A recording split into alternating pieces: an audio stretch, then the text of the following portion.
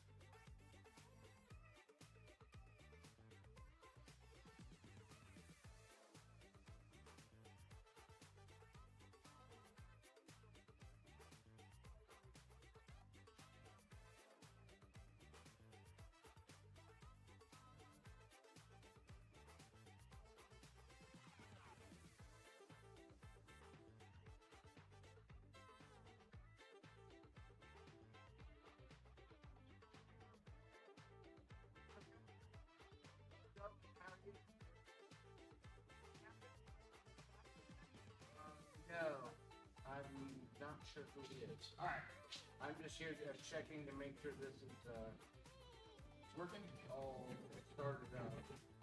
We're gonna have a guy in here. I'm just not sure when to get it. Cool. I'm just gonna come up here and I think I'm gonna plug directly my computer directly into it. Okay, just pop the HDMI out of here. Yep. Yeah, and then if you want to use our clicker, the dongle should be on that. Nice. Okay, right on. All right, we got it. We're good. Yeah, if you need an adapter, what kind of computer do you have? I've got it. It'll fit. Okay. Yeah, we had someone that had a MacBook. Of course. And, you know, Adapter City too. Yeah. I love my Mac. Don't get me wrong, it's a solid computer, but you know, they've over the years taken away all the connectivity. Yeah, well, we got a MacBook, right? Right. Yeah, like $3 grand for the MacBook Pro wasn't enough. Yeah, exactly. But then you know, $69 for adapter that connects to everything else in the world, right? Exactly. Well, have a good one. Hey, thank you for walking. Thank you. Thank you for presenting. It's been a fun show this year. Cool. I gotta walk up the hill before important. I was just there for the wrong building, so it's there. Okay. Yeah, I need to make sure that the devices for the live stream are actually broadcasting. Cool.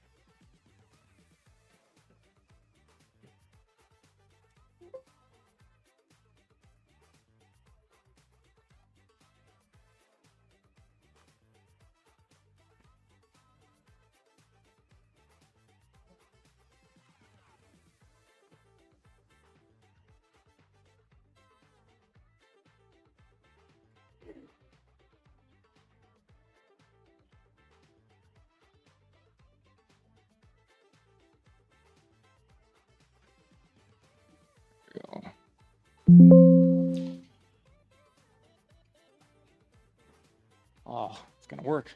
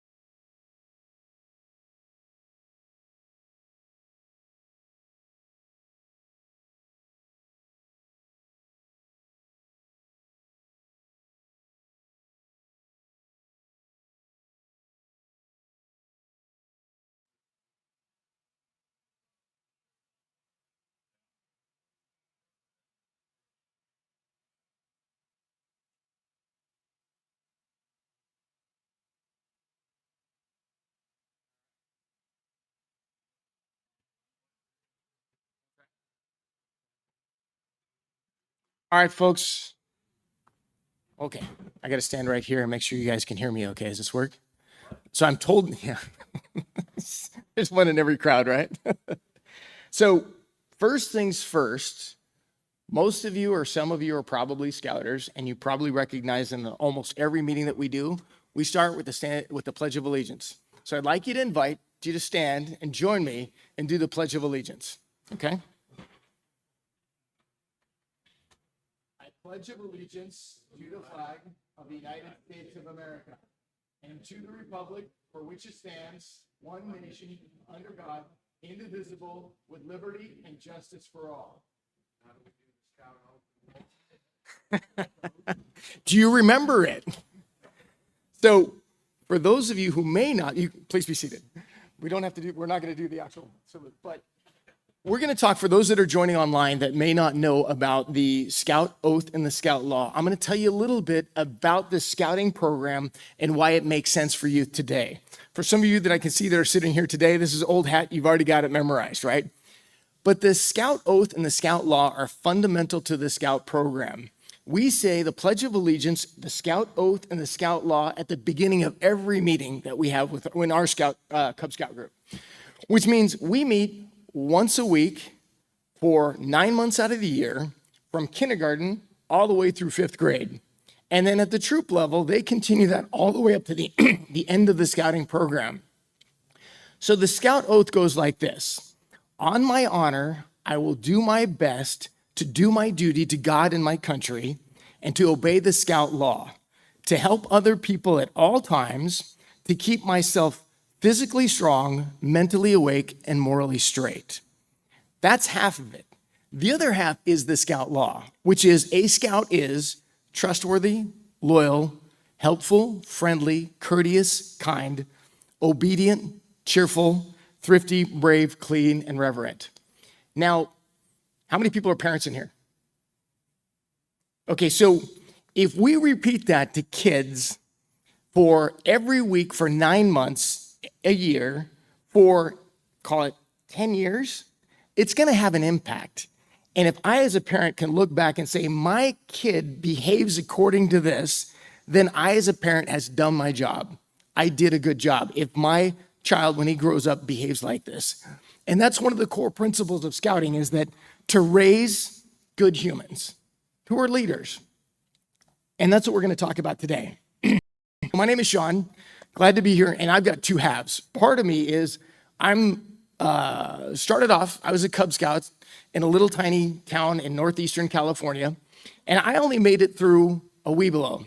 I went up to the troop, and the troop disappeared the day before, or the year before I actually got there. So I only made it through Cub Scouts. So that's kind of inconvenient. So when people ask me about the Boy Scout or the troop level, I don't know it that well. But I'm also a volunteer with Mason Pack 750. I'm a committee chair, but I've also served on a bunch of different council organizations or council events, such as Powderhorn, which is a high adventure camp. I've also served, led the Cub Youth program for our Peterloon program, which happens every other year.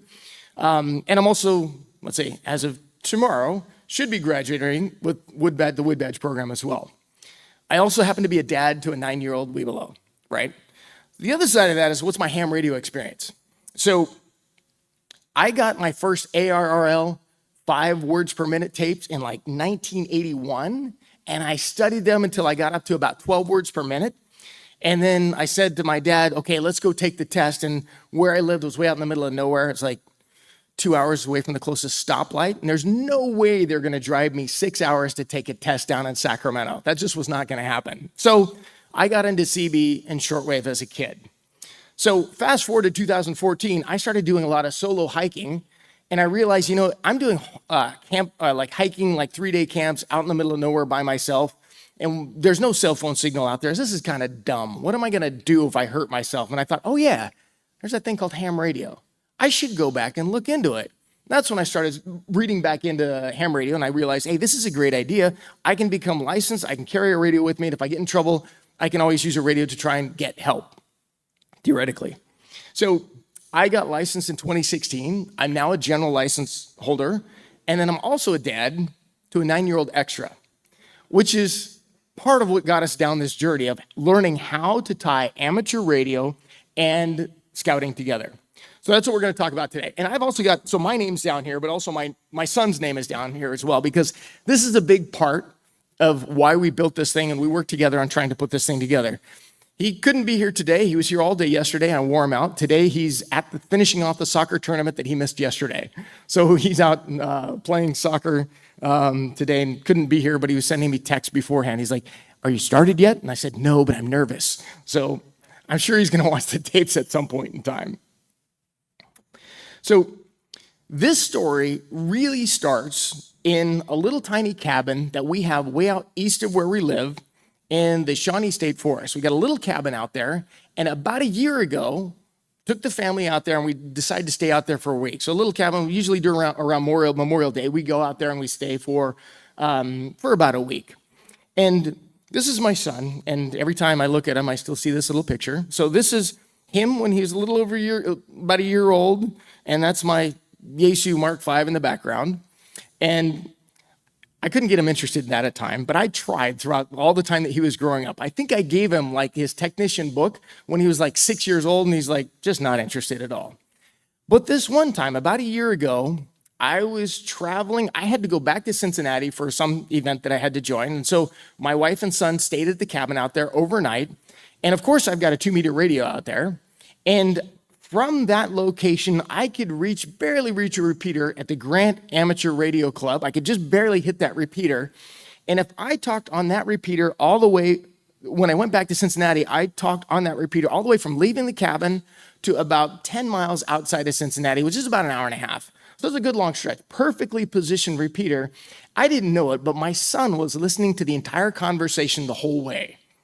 And the next day when I got back up to camp, he said to me, he's like, "Dad, I want to get my license." And I'm like, "Yes, we got it." And so that was all up to him. He said, "I want to get my license." So I said, "Okay, before he forgets, before he gets distracted, let's pick a date." And so I was a part of the DeForest Amateur Radio Club at that time, which is way out in Adams County, which is far away from where we live, but close to our cabin. And I said, "Here's a date. Let's try and make that. That's a Thursday night at 7 p.m. And it happens to be about an hour and a half away from where we live. And so it was about 30 days out. Figured that'd be enough time for him to get his license, to study.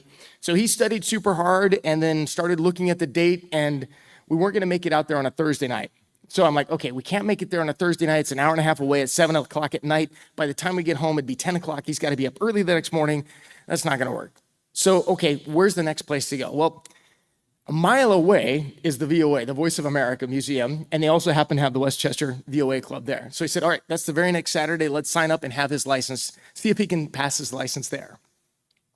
So we did that, and he got his license. So he passed and did really well. About 3 weeks later, I was on a Facebook group for the VOA, and I saw a message post that said, Yoda Junior Camp is going to be at the VOA starting tomorrow, and we're all excited to have all these young kids join us at the VOA the very next day. And I'm like, you're kidding me. This is like a mile away. I missed it, didn't know anything about it. So I quickly sent an email to Neil Rapp, a guy I'd never known before. And I'm like, hey, I live a mile away. My son is a technician. Is there any chance I can slide him into this? And he's like, well, you're close. You don't need a hotel. You don't need food. Can you bring your own food? Yeah, no problem. We can do that. Do you need a t-shirt? No, we don't need a t-shirt. He's like, well, sure, come on down and you can join. And that was a turning point for him. So for him, that was his experience. And that's when I started to understand the power of kids working with other kids to learn and become interested in ham radio. I brought him in there. I didn't have an HF rig at home, so we were able to work on the 2-meter repeaters in the area. And that was kind of fun, kind of okay. But when he went to that camp and to see him and 14 other kids who were all at least technicians working on HF, teaching each other and getting excited about the entire hobby and coming up to me, Dad, do we have a mesh node? No. What's a mesh node? I don't know, but we got to get one. It's like he got super excited about everything in the area, everything about ham radio. And I'm like, oh my God, what did I do? At the end of that, and I didn't teach them any of this, he was in there learning from other kids how to get on HF. At the end of this, he's like, Dad, can I get my general? And at this point, I'm like, oh, that's a little bit more work. I'm just a general. Okay, give it a shot. And he did. And so now I've got this kid who's super excited about amateur radio. He's super into Cub Scouts and he's super into soccer. And I'm like, there's just way too much stuff going on. How can we combine some of this work together? And that's when I started thinking about, okay, we've got too many things that are going on. And by the way, this picture I love here on the right-hand side is after he got his general license, he's like, okay, we need a radio. And I'm like, okay, I've got a radio. It's been in the garage in a box for the past 5 years.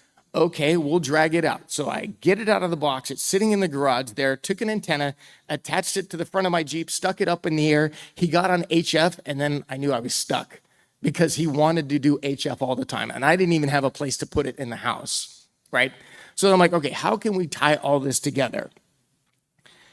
Later in October came Jamboree on the Air. And Jamboree on the Air, for those of you who may not be familiar with it, is the largest scouting jamboree in the world.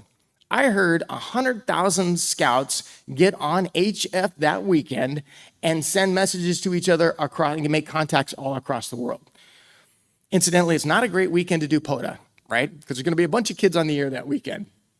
So he did JOTA, had a great time, and along that same period of time, I was in a program called Wood Badge.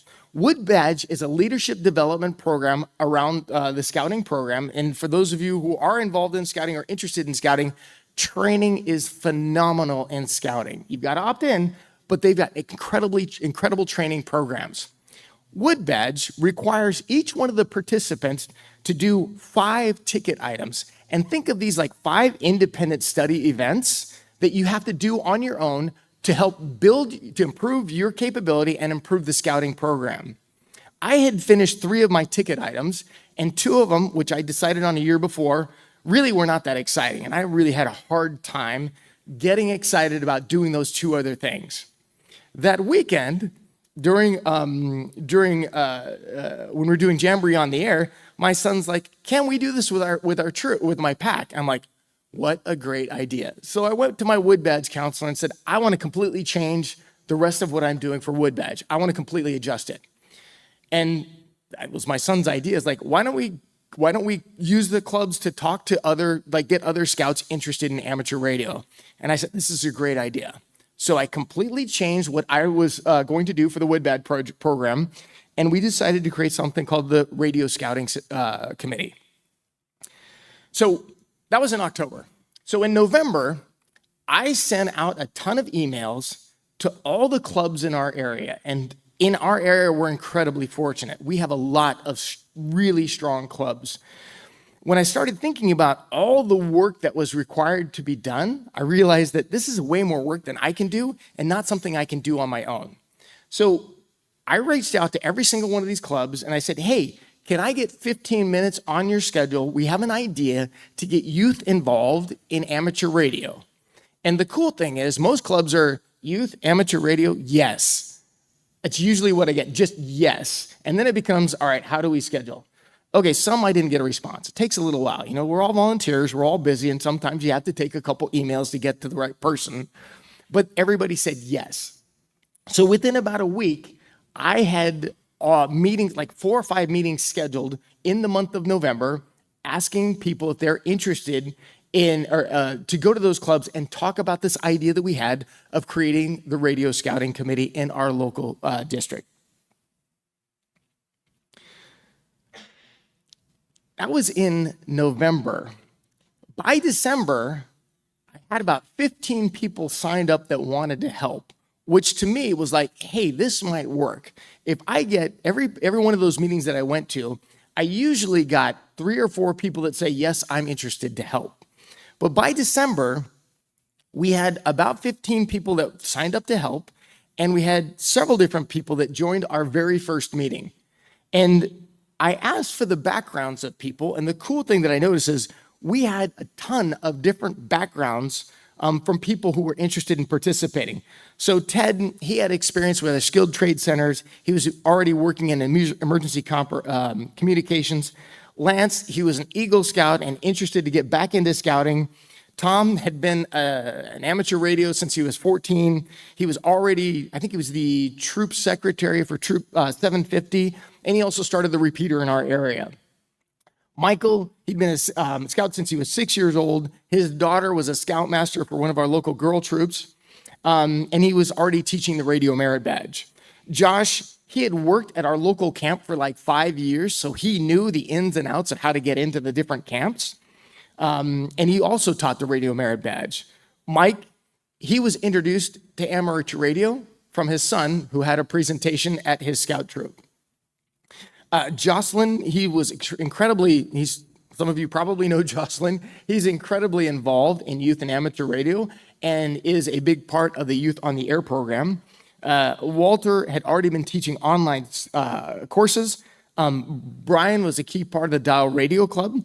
The cool thing about this was that by visiting all these different clubs, I had touch points into every single one of the clubs. So when it comes time for activation, it's really easy because I've already got a network that's built for to reach into each one of these clubs.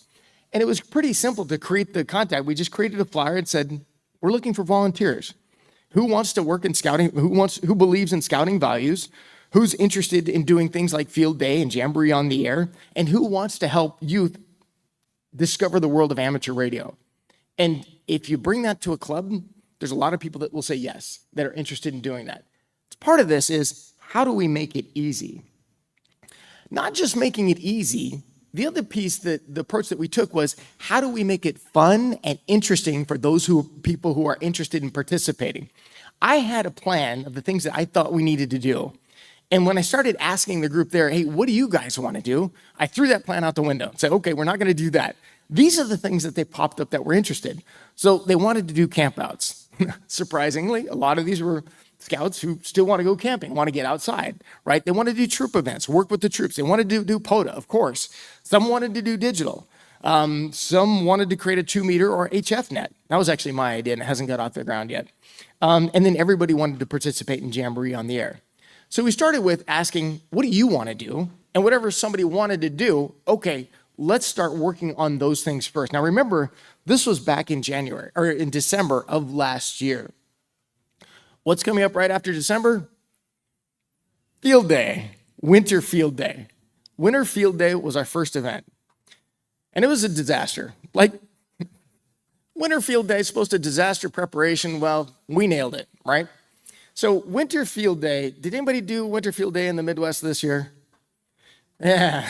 I have a lot of people say, yeah, I intended to, but it got really cold and it snowed a lot in the Midwest. So we had 10 inches of snow that weekend, but approaching it, one of the principles that we took is, let's not do this ourselves. Let's reach into the clubs. Who's already doing a field day? Who's already doing a winter field day? And it came across 2 different clubs. We couldn't make up our minds which one we wanted to do, so we did them both.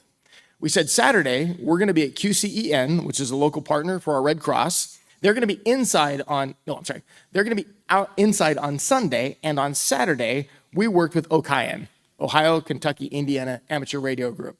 So on Saturday, we they had an outside event. It was in a barn, which was thankful. So we had our event on Saturday. We also had it scheduled on Sunday, and we had enough people to go to each one of the events to be there and walk any scouts who showed up through the program.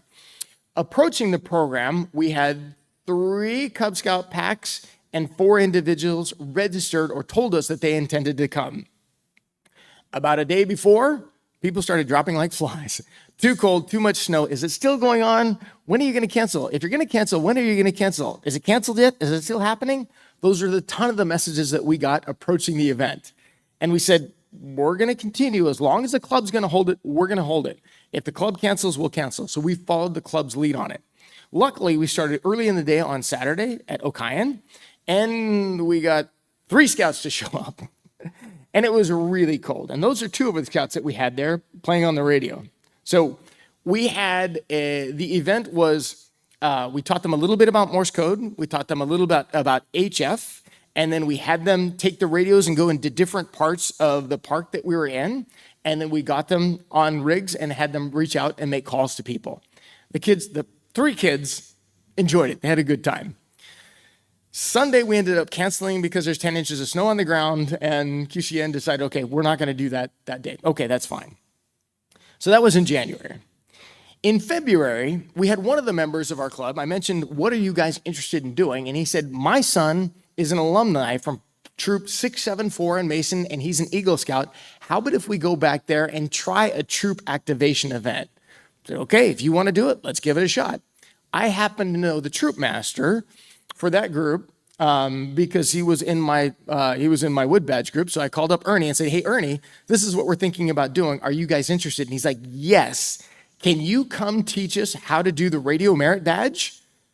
And I'm like, good Lord, the Radio Merit Badge can be a 6-hour training course before they earn it. Some people do it in 3 hours, some people do it in 6 hours. I'm like, no, we're not ready for that. We don't have the capacity next month to teach Radio Merit Badge. But that also told me that there's plenty of demand out there for the troops that want to bring this into their clubs, because Ernie didn't have a background in amateur radio. Once I described to him what it was, he was interested, right? So what we did for the troop was we said, tell you what, we're going to bring out an HF unit, we'll bring out a VHF unit, we'll get kids on the repeaters in the local areas, and we're going to do a scout scavenger hunt. We gave the scouts groups of, I think there were 5 groups of scouts. Each one had an FRS radio, and they were going to different parts of the church that we were in, trying to send messages to each other. And they would say, this is Team Alpha, we're at location Bravo. Can you send me to the next location? And the next location would tell Team Alpha where they had to go. It was a disaster. It did not work well at all. But through it, the kids were running all over the church in January, having a good time, playing on the radio. And right then I could see there's like 3 or 4 kids that are just like on the mic, nonstop, talking the whole time. Like, hold on, slow down. You got to let other people answer. And I'm like, those are going to be our future technicians, right? But there again, also worked with another club, went back to QCEN and said, hey, can we use your repeater on that night? Not only did they say, yes, you can use our repeater, but we're going to have 4 or 5 people standing by to talk to the scouts, right? And so that was fantastic. QCEN stepped up. They had several different people there on the repeater that night talking to our scouts when we were doing HF. And there's just a couple shots of the folks that were there from that evening. The next month, in March, we had a pack safety night for Pack 750, which was my pack. Someone else was running it, and he asked, hey, is there something we could do related to ham radio? And I'm like, public safety? How's that going to work? And then we thought, okay, we've already got the police going to be there. We've got the fire department going to be there. We're going to be talking about first aid kits. It's March. Tornado sirens go off all the time around us. Let's talk about adverse weather. And so I had somebody come in from the scouting committee to come in and talk about Skywarn. So we talked about Skywarn, what amateur radio operators do as being boots on the ground, reporting actual adverse events to the National Weather Service. What do you do? What's the difference between a watch? What's the difference between a warning, which I still have no idea. What's the difference between those two? What do you do if there's a tornado coming? And then if you're interested, this is how our amateur radio operators provide information to the National Weather Service to tell them their phone lines down, the creeks are flooding, there's a tornado, they can see a funnel cloud, they can see it's hailing in a specific location. So that's how we're able to tie amateur radio to events like this. And that's about the time I started to realize that amateur radio can really apply to many different scenarios in scouting. In April, I won't say we started to realize, we knew that we needed to go out more broader beyond just the people that we knew. So there's something called Scouting U, which is Scouting University, which is leadership training in our district. This year, the name was changed to something slightly different, but really is once a year, bring scouting leaders together and educate them on how to be good pack leaders, how to be good troop leaders, how to, for example, get trained on CPR, right? Standard training topics. One of the topics that we presented there was called Ready, Set, Radio.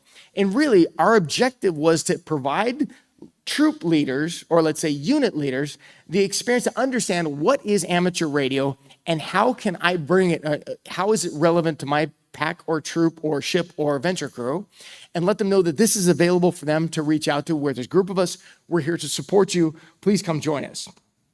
That was back in April.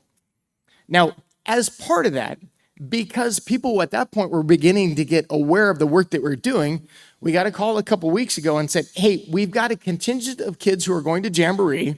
So Jamboree happens, somebody tell me, every 4 years? 4 years? Great. 3 years? Okay. I've never been, so I don't know. 4 years. Okay.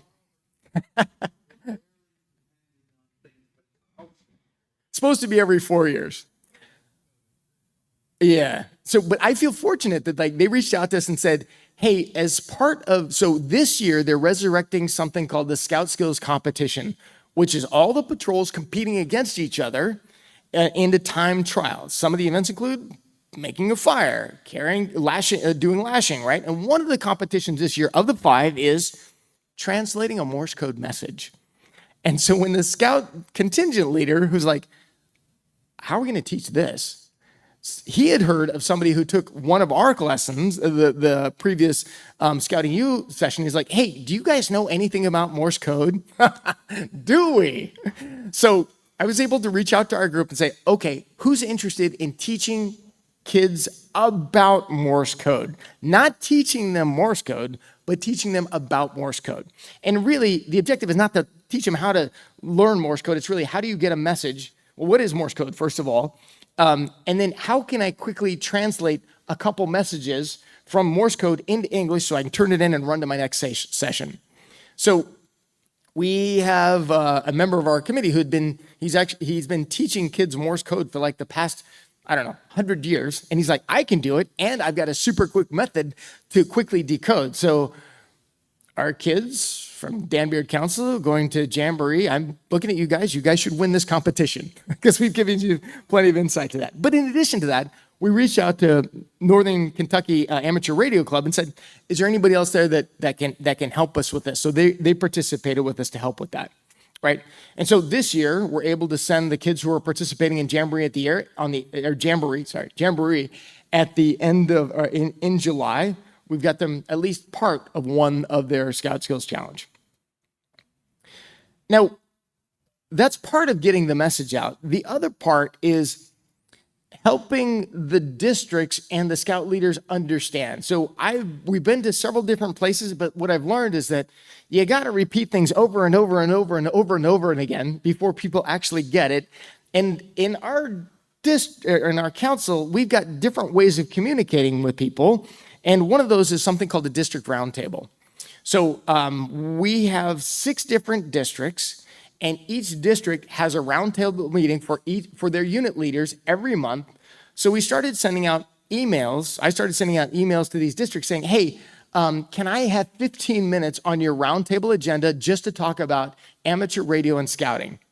And the answer is often yes, because those guys are kind of looking for content. They're looking for people who can talk about things that are interesting other than talking about safety, other than talking about the camps coming up. So they're looking for new content.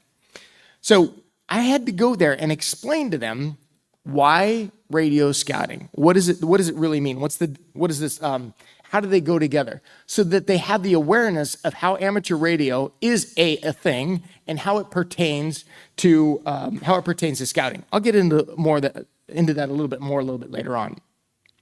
So that was in May. June, field day.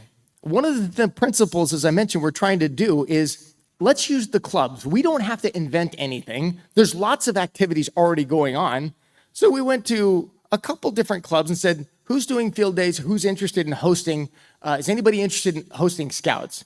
And the folks at the Northern Kentucky Amateur Radio Club said, we do. Can you bring them down? And they were persistent. We want you to come down. Are you coming down? When are you coming down? What's the date? How long are you going to be here? How long are you going to be here? Can we help? Is there anything we do? And like, okay, these are the guys we want to partner with because they're super excited about it. So they're already going to be at Lincoln Ridge Park from 10 in the morning until 2 o'clock the next day. And we said, we just want a small slice of that. So we're going to be there from 2 until 4 p.m. We're going to have the scouts come out. We've got a couple of people from our committee. We're going to be using their go-to station. We're going to bring our 2-meter session, right? Or our 2-meter station to use the repeaters in the area. We're going to be bringing a bunch of FRS radios for doing a competition through the woods at the park there. And that's what we've got scheduled for June. Hasn't happened yet. We'll see how it goes. This is our first one. I'm hoping for a better turnout than Winter Field Day, and I'm hoping everything goes well. looking to the future, in October, we know that Jamboree on the Air is coming up, and we've got our save the date flyer out there telling the troops, save the date, because we know at the end of every year is when many of the units begin planning next year's activities. So we've got it on our calendar. We've got it on the Dan Beard Council calendar, and we're telling people about it. It's going to be on October. We think, I shouldn't be sharing this, but we've asked the VOA if they can help us host. We haven't quite got it agreed yet, so I'm hoping they do. And Westchester WC8 VOA, we're hoping that they will help participate with us and host this event. If they can't, we have a backup contingency in place. But that's going to be one of our major events we're doing on the year, and it's something that's already happening. We're not having to invent anything new.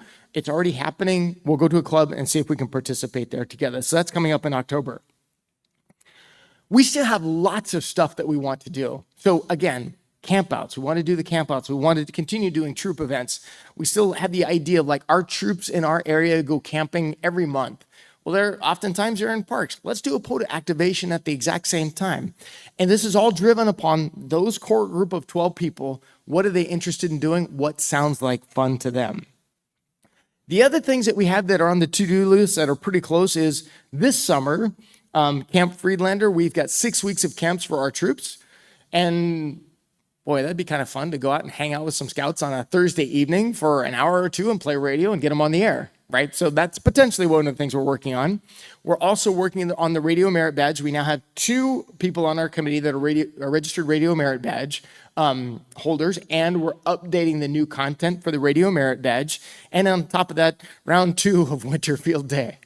We're going to try it again, and God willing, it won't be quite as cold as it was last year. Those are the things that we've done and some of the things that we're doing in the future. Let me tell a little bit about some of the hard parts of this. One of the hard parts was getting the council engaged and getting people interested in this thing. This is what I've heard over and over again, is it's difficult to get involved for amateur radio operators to get involved in scouting. Scouting kind of creates its own little ecosystem, and sometimes it's hard to poke into that little ecosystem. And some people will think, okay, I'll send an email and see what happens. And Scouts is run by 90% volunteers, 95% volunteers. They're all busy. They all got a bunch of things to do. And they've all been told you only need to volunteer 1 hour a week. Complete lie, right? And so they have to pick and choose the things that they spend time on. So they're all way overcommitted already. So getting the buy-in from the different parts of scouting has been a challenge. The pieces that were really helpful was the presentation we created about why radio and scouting go together. Once we lay out the history, then even somebody with no background in amateur radio sees the history behind it and they get it. And we walk them through this slide. 100 years of scouting with amateur radio is already there. They get it. They might be a volunteer, for the past couple of years, and they may not understand the history. So we talk about scouting in the U.S., or scouting came to the U.S. in 1911. 1911, the signaling merit badge was one of the first merit badges, signaling, teaching Morse code. That turned into wireless in 1918, and that turned into the radio merit badge in 1923. So when we describe that history, they're like, oh, wow, there's a long history. But then some people are like, oh, yeah, but is it really relevant today? That's when we talk about STEM, so science, technology, engineering, and math. Those are the buzzwords that get schools and parents and educators excited today. Amateur radio is all about science, technology, engineering, and math. It's all of those things. So we talk about electronics, we talk about how it pertains to the weather, we talk about space, geography, communications, all of that is STEM related, and it's STEM related activities that scouts can do today and get their hands dirty. The other piece is that scouts is executed at the local level. So we execute scouts, the troops work together, the Cub Scout packs work together inside their own groups, but scouting is a worldwide phenomenon. And yes, scouts, when they travel to different camps, or if they go to Jamboree, they see packs and troops from all over the area, sometimes all over the world. But really, scouting is an international phenomenon, and in some countries, it's massive, right? And that's what amateur radio can do, is connect scouts to scouts. My son didn't realize that scouting happened in other parts of the world. When you talk to scouts about the history, they don't realize it was actually invented in the United Kingdom, in England. They don't know that. They think it's a US thing. It's not, right? And then the other piece is that we talk about how amateur radio works when nothing else does. And I get some funny looks when I bring this one up. It's like they expect me to have the tinfoil hat on and such, right? And like, if there's no cell phone towers, if there's no internet, if the radio doesn't work, amateur radio still does. And that's when they start looking at me cross-eyed. But then I describe, well, okay, if there's a hurricane and the entire infrastructure is down, guess who steps up and helps with communications? Amateur radio does. If there's a tornado in the area, who steps up and helps to do evaluations? Amateur radio does. If there's inclement weather in the area, guess who steps up and provides information to the National Weather Service? Amateur radio does, right? And then the other piece to that is, and then I always ask them the question is like, test. What is the Scout motto? Be prepared. Very good. And so then I ask them, what's the Scout model? Be prepared. That's what amateur radio is a big part of, being prepared. And when I walk it through that way, they no longer look at me like I have a tinfoil hat on, but they're like, oh yeah, okay, I get it. I can go through this slide, they understand it. The other components that I talk about is that, okay, how if I go in specific detail about what does this mean for your pack or your troop? For the pack, it means that they have a NOVA award. It's science, technology, engineering, math. This is a part that can help them earn their NOVA award. In addition to that, like the Craftsman Award for Webelos, that's relevant. In addition to that, we talk a little bit about some of the patches that they can earn. For scouts at the troop level, there's the Radio Merit Badge. That one's obvious. The Electronics Merit Badge, we can help with that. We can help with the Electricity Merit Badge. Signs, Signals, and Codes Badge. We can absolutely do that. How many of you remember semaphore? I didn't know. There we go. I didn't even realize it was a thing until I started learning about this. Right? Exactly. Emergency preparedness and as well as space exploration. These are all areas that amateur radio can help out with. And then Scouts is big on reward. So how do you reward the kids for taking on the energy and effort and going through this? We talk about the uniform and the patches. Now, some of these you may or may not know of. Some of them are kind of secret, right? So, of course, you've got the Radio Merit Badge. Some that are a little bit less known are the Amateur Radio Operator Strip. It's a little patch that anybody who gets their technician license can put on their uniform. And it's different. And not all kids have it, so they seem to really appreciate that. So that's one. Number two is the Morse code translator strip. So if you can do 5 words per minute, if you can read it, if you can write it, you can earn the translator script. And that goes on, I think it goes here. I don't have one. But those are some of the patches, some of the awards that Scouts can earn today that most troop guides, that most unit leaders don't know anything about. So when we describe the things that they can earn, they get definitely more interested in it as well. The other piece of getting buy-in is getting on the calendar. And this was probably one of the more difficult things that we had to do, was to learn how to get ourselves on the official calendar for our district, right? For our district and for get these events on the calendar, because when there's planning, a lot of the unit leaders and a lot of units go say, okay, what's coming up? If we got it on the official calendar, then we're now official. We're not just some crazy old guys who play radio in their basements. It's now an official event. So once we get it on the calendar, it becomes official, and I can say, hey, look, it's on the calendar. Oh, it's on the calendar. In addition to that, I take advantage of their registration process so that I can use their registration process. I can go log in and see how many people are planning on coming. And more importantly, hopefully this will be a happy problem. I can put a cap on the number of Scouts who would be attending. We haven't had a problem with caps yet.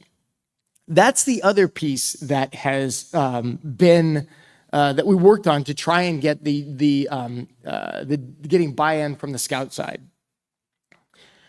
Some of the things that worked really well so far is reaching out to each one of these clubs. When we first went to these clubs, my son and I, we'd ask the question, we'd say, okay, by show of hands, how many people have a history in scouting? You've been a scout leader, or your kids have been in scout. More than half the amateur radio operators in the room would raise their hand. Then we'd ask the next question. How many of you were introduced to ham radio or Morse code as a scout? more than a quarter would raise their hand, right? And so right then we understand that these guys, most of our clubs have a history in scouting. They understand scouting. They understand the principles of it, and they're interested in participating. The next step is, how do we make it easy? Come join our club. We're working on doing the things that you're interested in doing. And on top of that, we've got a huge group of people to reach out to. So if we get 25 people, call it 12 to 25 people at each one of those clubs, that's a really big pool of people to pull from. So just by visiting each one of these clubs once, we got 15 people signed up. It's about time to do another pass and tell them what we've done and go for our second round of volunteers. The other piece that worked really well is calling them a founding member, which I think is going to be really cool. So these guys, original 15, are going to be founding members, and that's going to go on their pin to say a founding member of the Dan Beard Radio Scouting Committee, right? And so by putting that out there and say you'll be a founding member when you sign up, I think we got a few more people interested because they can put their name on that and call themselves a founding member of this group. We also tried to make it as easy as possible. Look, here's a simple link. Follow this link, put in a couple details. We'll follow up with you directly. Now, the other piece that worked really well is using an institution that's already involved in scouting. If you're not involved in scouting today as an amateur radio operator looking to kind of pierce the veil of scouting, it's difficult. You'll send an email to somebody. They might or might not answer. They might be busy. They might try and send you to someone else. It's difficult. Even when I got involved in scouting when my son was just a tiger, I kept asking, hey, do you need help? Do you need help? Do you need help? Do you need help? And nobody ever took the next step. So I started looking for places to volunteer once I was on the inside. And by building those connections internally, I began to understand, okay, a little bit of the architecture and who can I go to help? And I tried to, one of the things that worked well is linking into part of a program that already exists and then try and tie amateur radio to it. For me, the piece that worked well was Wood Badge. That worked for me. Other people that I've talked to across the US, they use other avenues like a camp. Why don't we go to a camp and set it up? Or they knew a specific troop. They reached out to a specific troop or a Cub Scout pack. So using something that's already existing and try and use that as a method to get into the scouting program. So that worked well. The other piece that worked well was reaching out to many different people and asking them what they've done. So two parts of this worked. Reaching inside of scouting to say, hey, can we meet? Let's talk about what we're trying to do here. How can I get involved? What should I do next? So kind of like finding a mentor. So that's one piece. The other piece was there's lots of people across the US that have tried this before. And if you do a little bit of Google searching, you can find those people. And sometimes the emails are a little old, or maybe sometimes the presentation might be 10 years old, 15 years old, but you can still find those people, send them emails and say, hey, what worked for you, right? Those are some of the ways that helped us to kind of get this thing started. Let me tell you about some things that didn't work, all right? So as we got started, I found a list of all of the radio merit badge counselors in our district, and I sent them one email, and there was 30 people on that list. I sent them one email, and my Hotmail account that I've had since I was 20 years old got completely blocked. So I can no longer use my Hotmail account because it got reported as spam.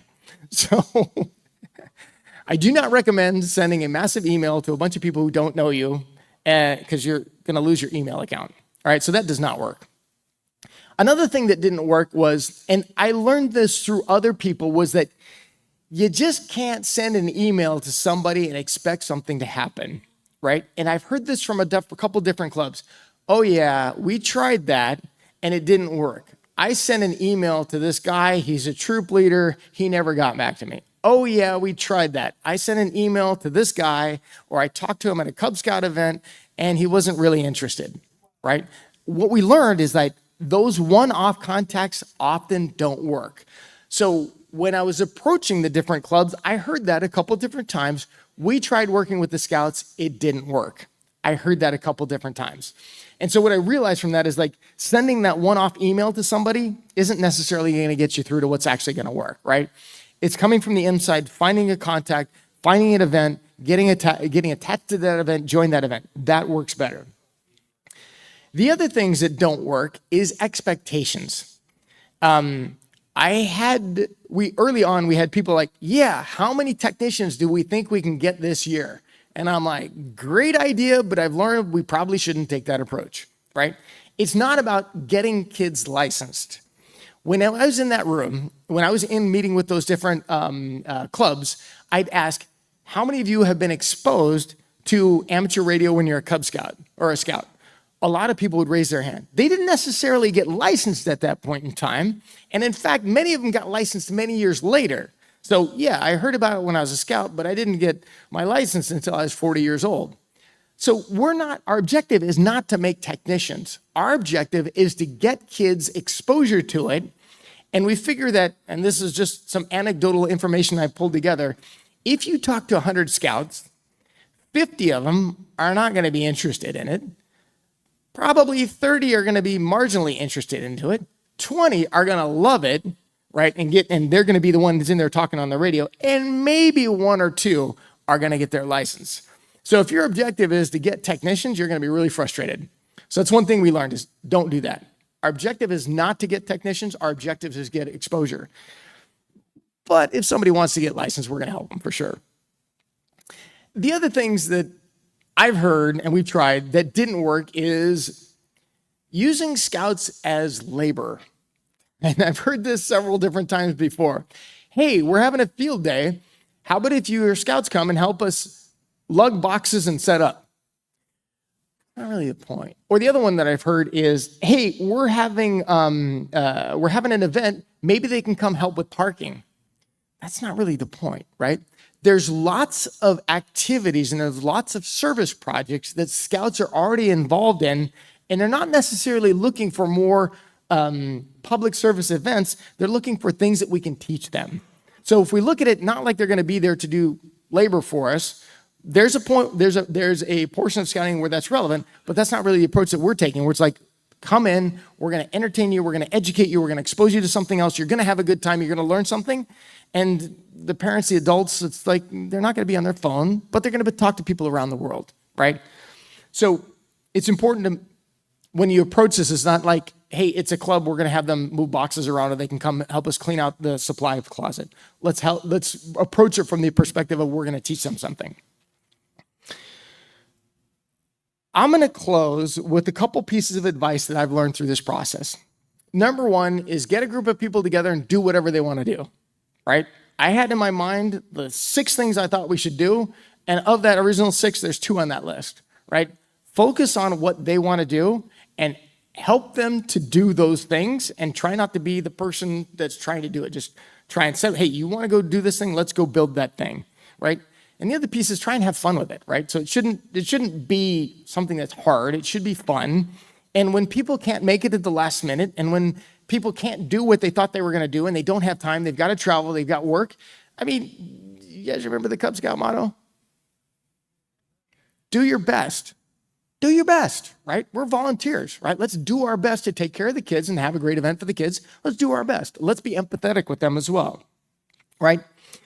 The other thing that I've learned is like use the existing platforms and activities that are already there, right? So we don't have to, we could invent a bunch of new things and we could do a lot of work, but let's use the platforms we've already got. We've already got Winterfield Day, let's use it. We've already got the Radio Merit Badge, let's use it. There's some things we don't know about, like the amateur radio strip or the Morse code strip, right? Let's use those as well. And there's some active platforms that are really helpful today. For example, one that we're using in the Midwest regularly is something called Scouts on the Air, right? Scouts on the Air is a great program to where they talk about if there's going to be an HF activation, they put it on their website, and then he sends an email to all of his 500 buddies and saying, hey, there's going to be an activation on this event, because there's nothing worse than going to a bunch of Scouts and setting up HF and not being able to find anybody. So I don't know if you guys heard, but Scouts on the Air had an event about a Thursday ago, and it was a massive pileup, right? And that's what you want, right? You don't want to be on HF twiddling the knob trying to find somebody to talk to when you've got, a group of 15 kids that are starting to get bored, right? Number 3 is get out of the chair and let them do the work, right?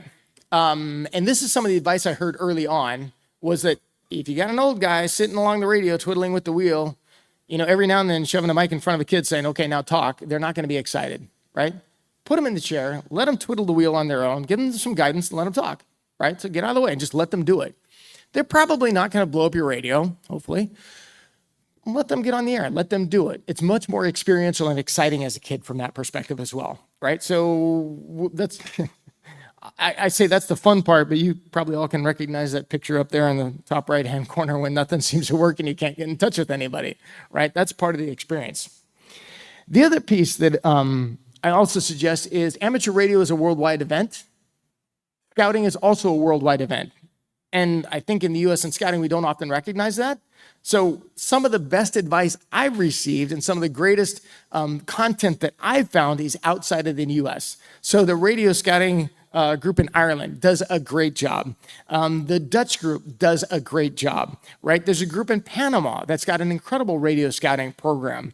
So it's moved beyond the US, and let's look at, Google Translate's awesome too, by the way. So let's look at other scouting groups across the world that's doing a great job, right? Because when we get on HF, those are the people we're gonna talk to anyways, right? Finally, the other piece of advice is that one of the things about volunteer organizations is they're cyclical. They kind of go up, they kind of go down. Somebody gets really passionate about it. They work on it for a couple of years. They do a great job at it. And then maybe the interest wanes, right? There's a lot of really great content on each one of these sites, right? But if for some reason you shoot somebody an email and you don't get an answer right back, don't worry about it, right? That also leads me to think about this group that we're creating right now. The thing that I find that's most important is in 4 or 5 years, my son's gonna be a little bit older, he's gonna be into something else, and hopefully I'm gonna be there to help him through whatever that next thing is, and maybe I won't be so interested in it as I am right now. So I'm thinking about how do we create an architecture or a structure so that in 3 or 4 years, when I'm no longer interested and passionate about this thing, one of these other members from this other clubs are gonna be stepping up to help keep this thing going so it doesn't turn into a dead website in 3 years. Right? Or if you go and look at their content, not pointing at the ARRL or anything, but I don't go there and I don't see pictures from 2016, right? It's like we've got to keep these youth events active, interested, and the way to do that is to find your replacement immediately. And that's the architecture we're trying to put into place is who's going to help lead this thing? How do we get each one of these clubs interested in leading it and sending people to participate in this organization? Because many of our amateur radio groups really should be thinking about youth programs. This is an easy way to do that. It's a super easy way. We've already got an organized group of kids. They're well-behaved, mostly. They're interested in doing these types of things. We just have to get it in front of them and continue them through the process. In closing, okay, so scouting is about raising great kids and future leaders, right? Amateur scouting and amateur radio have got a long history together already. Amateur radio could use a lot more youth interested in the hobby, right? And with just a little bit of effort, combining amateur radio and scouting together is a no-brainer. We should be doing this, right? So I hope that was helpful for you. For a little bit more information, here's a link to our Facebook site for the Dan Beard Council Radio Scouting Committee. Through that, you can also reach out to me at ke8bbc@arrl.net. I think that's the right link. And I'm happy to give more information to share what we've done. I can share all the flyers, all the templates, everything that we built as we kind of build this journey together. I have 3 minutes for questions. Question in the back.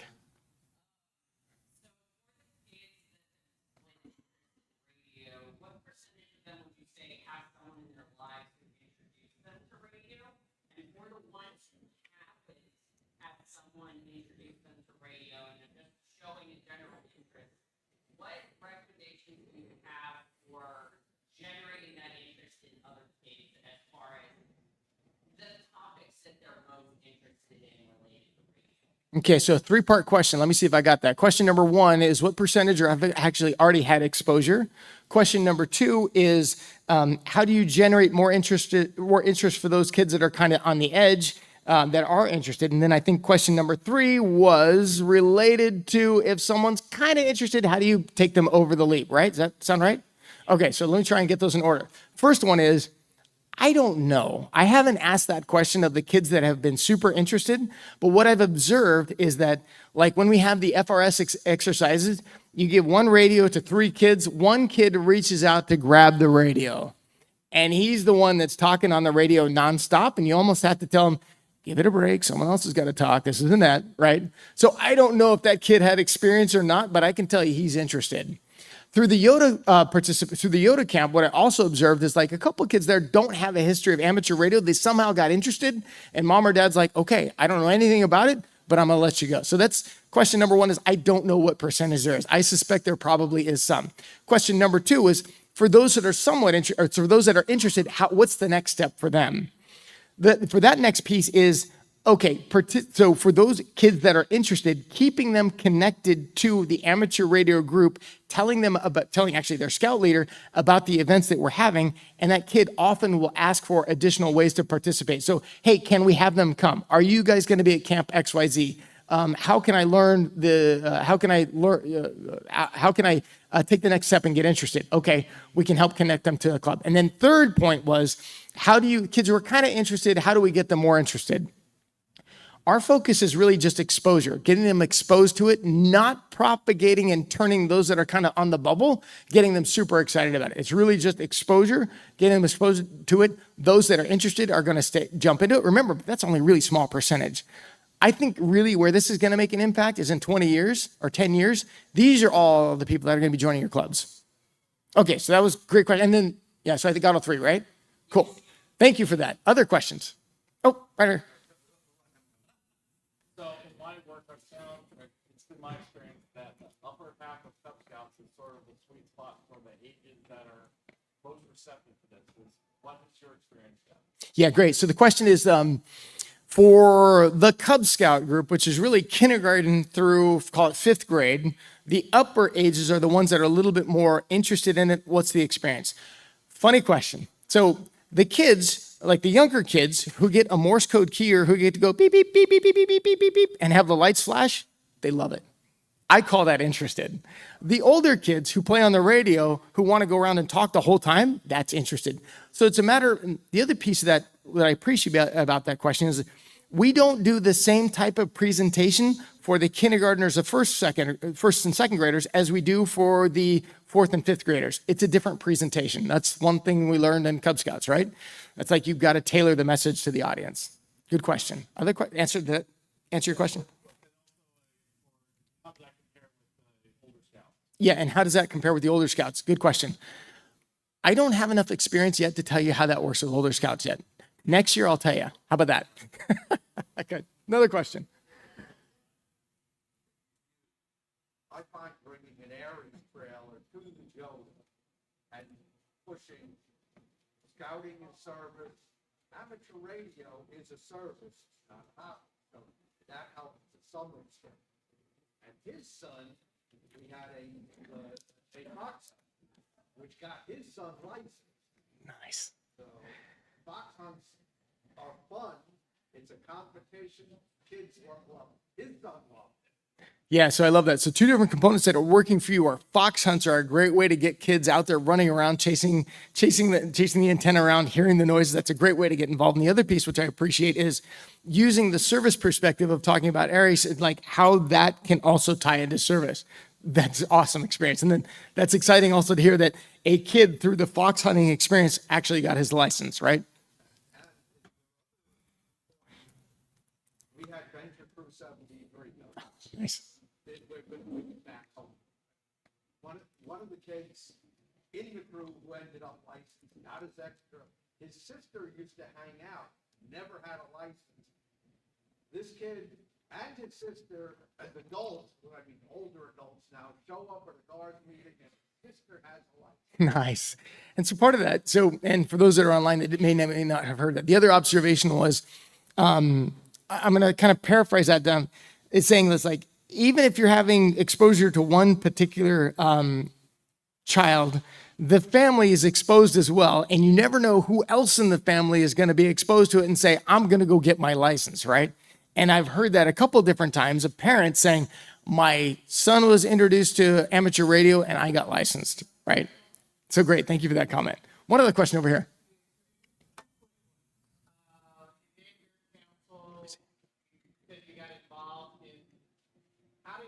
Structurally, where are you within it? Are you in the program committee, international scouting? Where are you? Where is the radio scouting? I love that question. So the question is, where does our committee fit in the overall architecture of our district, right? When we started, I figured that question was going to come up sometime, and I didn't want to answer the question. I just said, I'm going to do it. We're going to get started, and someone's going to adopt us at some point in time because I'm just going to start generating content.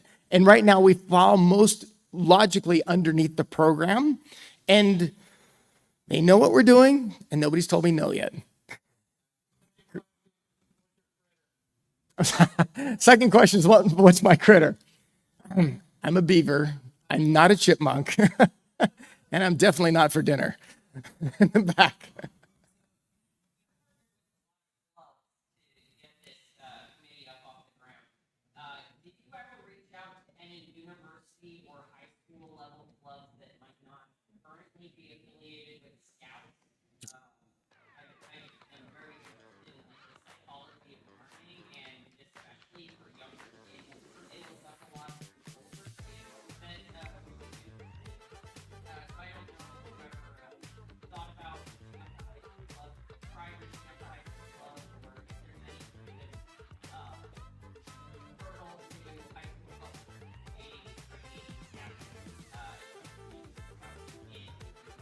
Yeah, so it's a great question. So the question was like, did we reach out to any high school clubs or university club programs to see if they were interested in participating with that? So the answer is kind of. So I looked for clubs in our areas that were not related specifically to scouting or amateur radio like the existing clubs. I found one. It was at the University of Cincinnati. I'd sent them a couple emails and I hadn't heard anything back from them. They're still on my follow-up list. I send them the newsletters. I haven't heard anything back. But the other part of that is that a big part of the scouting program is scouts helping scouts and teaching each other through the program, right? And these are all high school kids as well. So I think there could be a natural tie in there. It hasn't worked for us just yet, but we're just getting started. It's a great question. I think I've got time for one more question before they kick me off stage. Over here.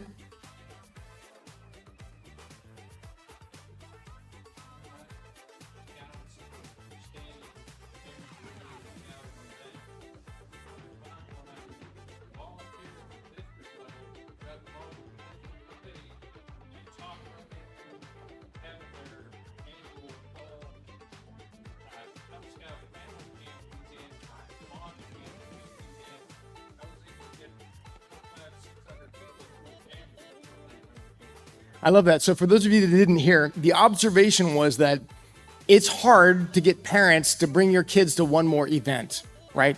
And so if you're having an amateur radio event, it's hard sometimes to get them specifically to that, right? The observation is go where the kids already are. Go to the camps where the kids are already going to be there. Go to the cookouts, go to the end of year celebrations where the kids are already going to be, which is gold. Like go where they already are and you don't have to fight the battle of bring me to one more event. The other piece that we learned is positioning. In the summertime event that we've got for field day, Cub Scouts need to have 3 events that they participate in over the summertime to get the summertime activity patch. Well, this is one. It's really easy. It's 4 hours in the afternoon. If you don't have something planned already for June, bring your kids to this event. So it's another event, but it's one that the leaders don't have to plan. So cool. All right, that's it. That's all the time that I have for you. Thank you so much for being interested in scouting and amateur radio. I appreciate it. I think in the U.S. we've got a ways to go, and I'm looking forward to the direction that we go next. Thanks very much. I appreciate the time.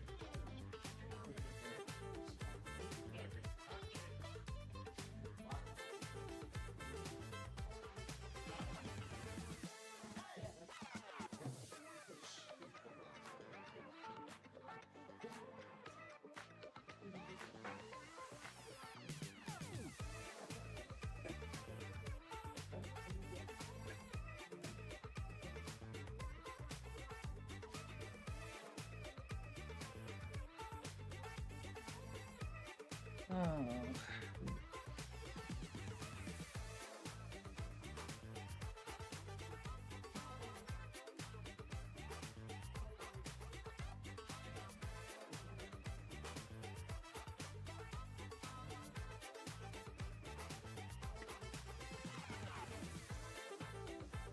we doing?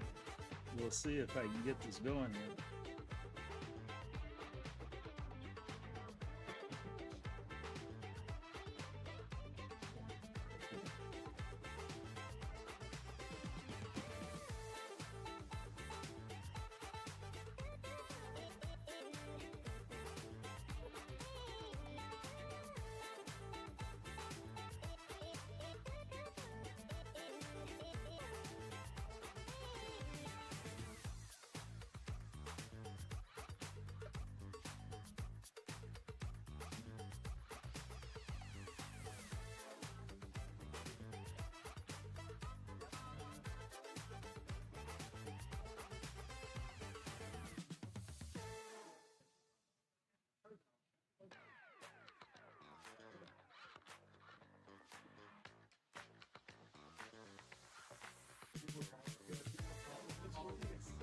Oh, come on.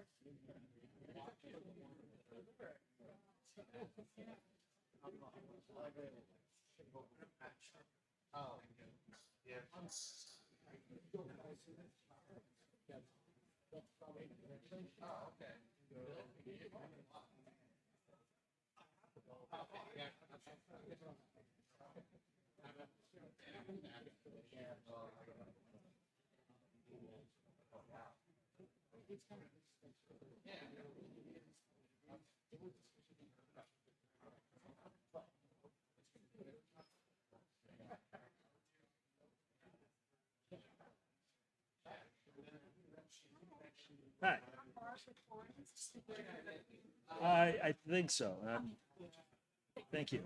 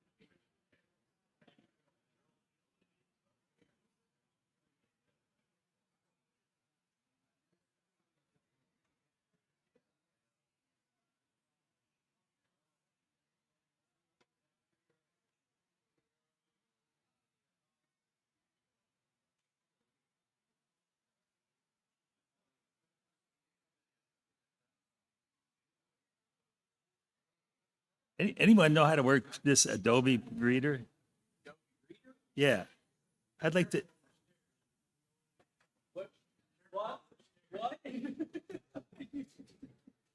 No, I don't want that. I don't want that either. So I'd like to just get it one on full screen and one page at a time.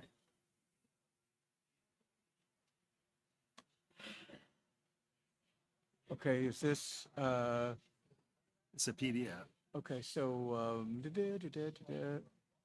would you just Oh, go I hate that. away? Yeah. Okay. Long document, save time, let's see here. Do you know how to get a PDF to go to full screen? I hate touchpads. What's that one? Also, it's not showing up on the screen.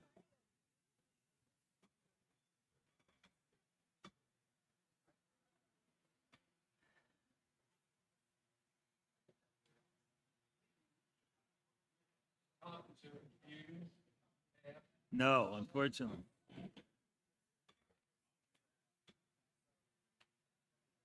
Oh, that's okay. That's just, it's better just get started. Okay, so this is in, And, Yeah. and it's not showing up on the screen either, so I guess I can't use this program. well, it, there, so if you go back to that for a second. Well, I already closed it. Oh, okay. That's all right. All right, all right. So sorry about that. You know, I'm on a Mac and this is a PC, and it didn't want to read my USB stick. So I'll just muddle through here like this. So my name's Dan Romanchik. I'm KB6NU. I've taught lots of classes. And in fact, I even gave this talk at Dayton many years ago, although I've kind of updated it a little bit. First off, let me ask you, how many of you teach classes? Okay, so that's a good number. And have you been teaching one-day tech classes? No? 2 days? Well, that's good too. Okay, so let's take a look here. Whoops. So what is a one-day tech class? Well, some people call it a ham cram. I kind of don't like that term because while there is some element of cramming, I actually do try and teach something, not just the answers, but I don't get into the material really deeply. But so we teach the answers to the test, but I also would like to give people some understanding of what they're all about. Oh, so why isn't it on the screen?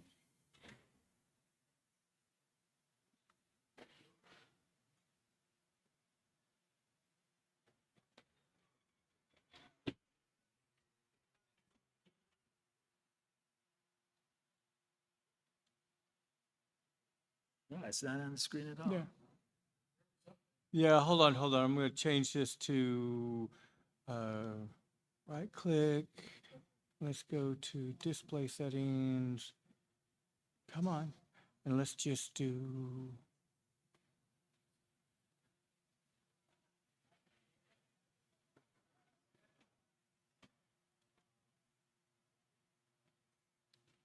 I hate PCs.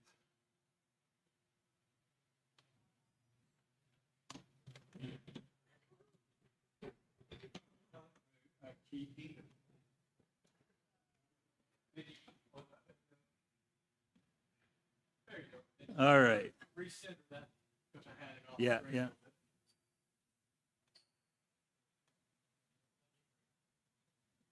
Yeah, just double click on that. Yeah, there you go. Come on, go to full screen. Ah, there you go. Sorry about that. So when I do one-day tech classes, I do 6 hours of instruction, okay? And, you can decide whether or not that's cramming or not. And we follow the 6 hours of instruction immediately with a test session so that they forget as little as possible. Oh, man, what's the deal with this thing?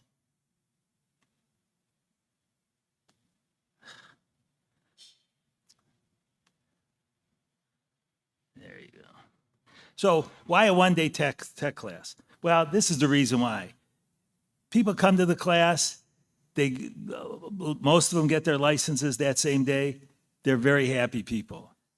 When they're happy, I'm happy, right? But the real reason is it's easier on students. You know, it's easier on students, it's easier on instructors. And my theory on this is that most people learn by doing anyway, and you can't learn by doing if you don't have a license, right? So my philosophy on this is let people get their licenses, then let them start learn by doing. Now, are all of them going to do that? Well, no. You know, I don't know if you folks were in this session yesterday where the guy talked about how we should revamp ham radio education. Well, you know, he's got a lot of ideas, but you know, I don't think they're tied to reality, to tell you the truth. But anyway, this is why I do it. You know, and over the years, I've taught I've got hundreds of students who've gotten their licenses in my classes. So I think I'm probably doing something right here. You know, so I get criticized a lot about one-day tech classes. And in my mind, traditional classes don't give students that much more instruction, right? If you take a typical 8-week class, maybe a 10-week class, 2 hours a night, that's 20 hours of instruction. Well, I'm still giving them like half that amount of instruction, half or a third of that instruction. And, you know, this is all very technical material. You know, that little bit more isn't going to teach them all that much more, I don't think. And despite complaints that students don't really learn the material, I haven't found that to be the case. They're really bound to learn something, even if it's abbreviated kind of class. A lot of times I'll have people come up to me after a class and say, you know, I read through the manuals and I know some of the answers, but your explanations have really made it more clear to me. So it's just not true that people just are learning answers to questions. And the one thing I like about this, there's no or very few dropouts. In fact, I've only had one person not stay through the whole one-day tech class. And this is kind of funny. I saw the guy nodding off. We start right off with Ohm's law, right?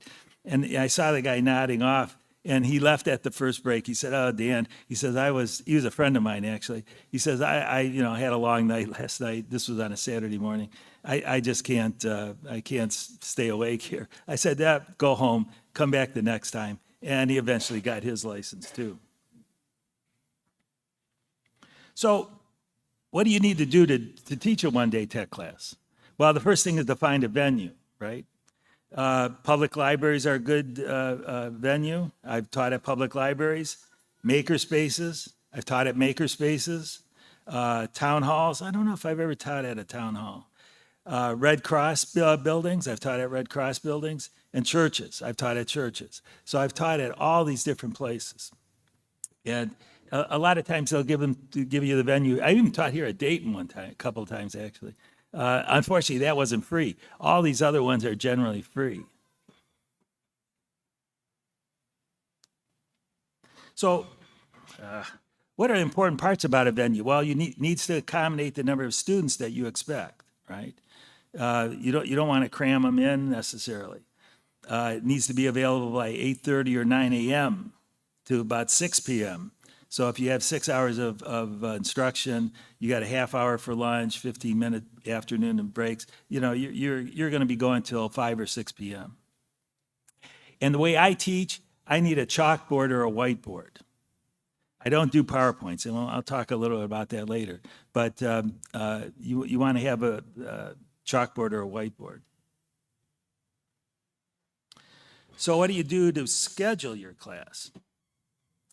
Depends on your situation, but I usually hold classes in January, May, and September. I'm in Ann Arbor, Michigan. I do this in Ann Arbor, Michigan, usually. The exact date depends upon the VE availability. I'm really lucky in Ann Arbor. Our club has a couple dozen accredited VEs. And so if I say, hey, I'm going to teach a class on such and such a date, chances are they can arrange to be 4 or 5 or 6 of them to come to hold the test session. So, and your mileage may vary on that. You want to avoid dates of regularly scheduled VE test sessions. So our club does it on the second Saturday of every month, so I always avoid the second Saturday of every month. The other thing I found too, so I'm in Ann Arbor, Michigan, right? That's where the University of Michigan is. I have to avoid whenever there's a home football game because I can assume that I'm going to have a low turnout on football day.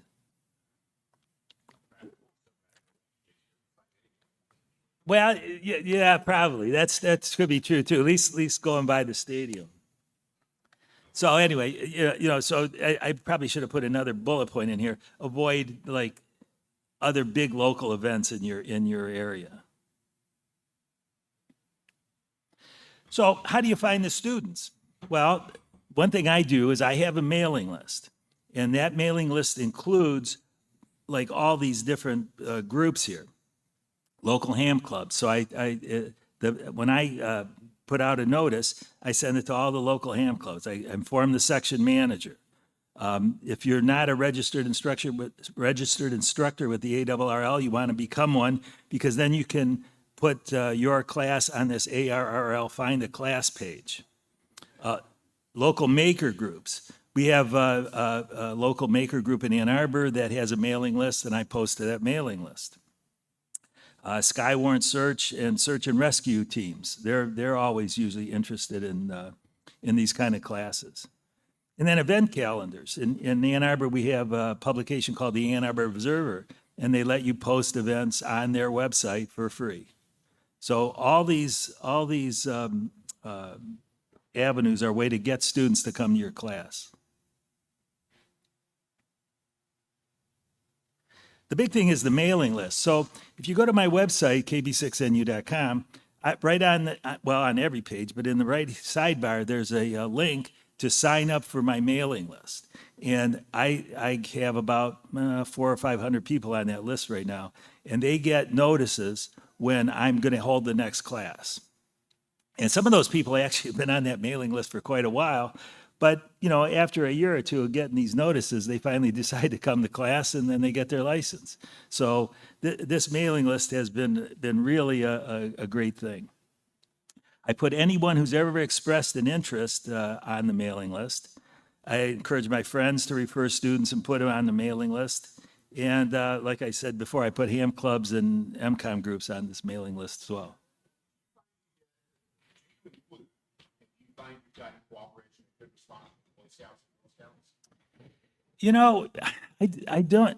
I haven't really, how should I say that? I think the answer is yes and no. Oh, yeah. You engage in scouting as a means to advertise. Yeah, I probably should do more, but I haven't, right? So that's kind of on me. See, in Ann Arbor, we have the University of Michigan, and that has a very good club. And actually, I kind of take credit for being such a good club because I teach classes, and I get a lot of, no, true. This is true. I take credit for a lot of things. Maybe I shouldn't, but in fact, this is funny. This to go along with that, not to divert too far. I actually take credit for POTA because the head software developer for POTA was in one of my classes. So it's a stretch maybe, but yeah. Okay, so.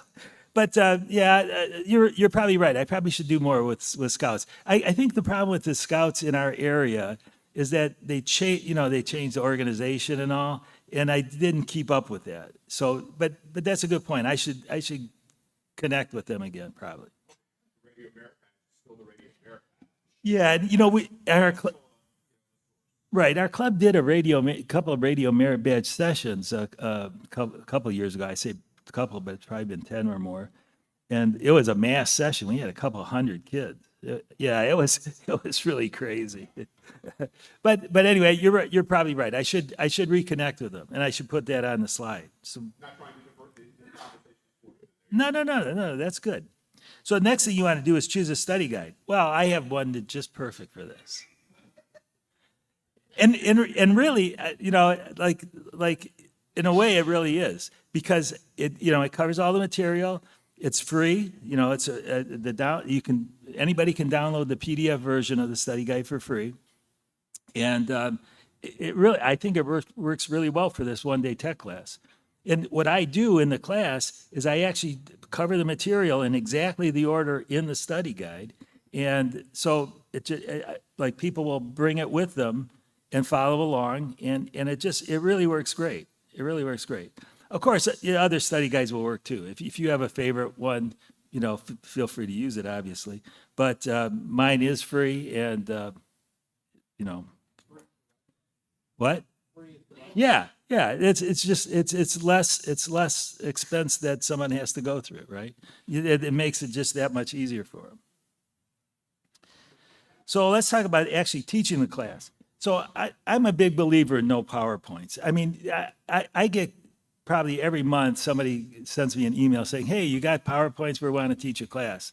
And I strongly discourage that, because, there's a lot of material and you have to cover it very fast. And, first off, you'd have to make a ton of PowerPoints, right? And secondly, I think PowerPoints just put people to sleep. My club, I helped organize a ham fair for my club 2 weeks ago. Yeah. I used Copilot to feed your documentation into your documentation, your guide into Copilot. Yeah. And we got a complete deck of slides. Well, there you go. All of us put our own sections to make sure the information was correct. Yeah. And we used it to also intersperse some appropriate entertaining graphics to help with some of the harder Okay. Well, there you go. Oh, okay. Okay. That somebody, and again, this is my style. I even though they may be the greatest slides, I will never use them. I'll just tell you. I'll tell you in advance.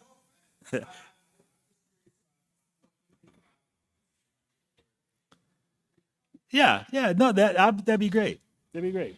But like I say, I don't use them. And what I do is, and I think this is the truth. That's why you need a whiteboard or a chalkboard, is just by drawing stuff on the board and moving around the room, I think you keep people awake. So that's just my style. If you want to use PowerPoints, that's up to you. But in a way, I would discourage it. But that's me. So I tell lots of stories in the class, and this is what you might want to think about too.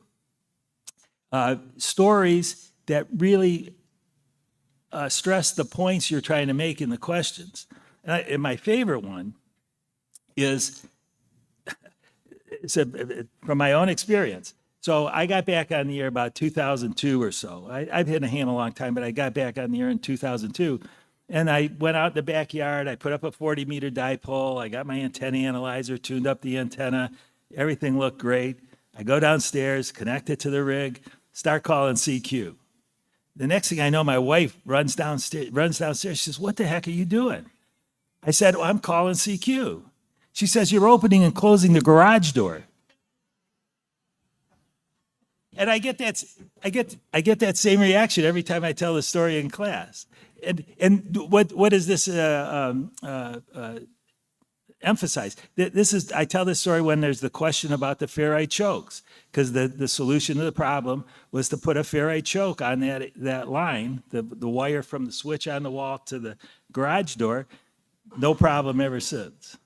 So that's what I'm saying about telling stories, is you want to tell stories. Another one I like is, since I got your attention, early on when I was teaching these classes, there were two kids in the class. One was 10, one was 11. They were brothers.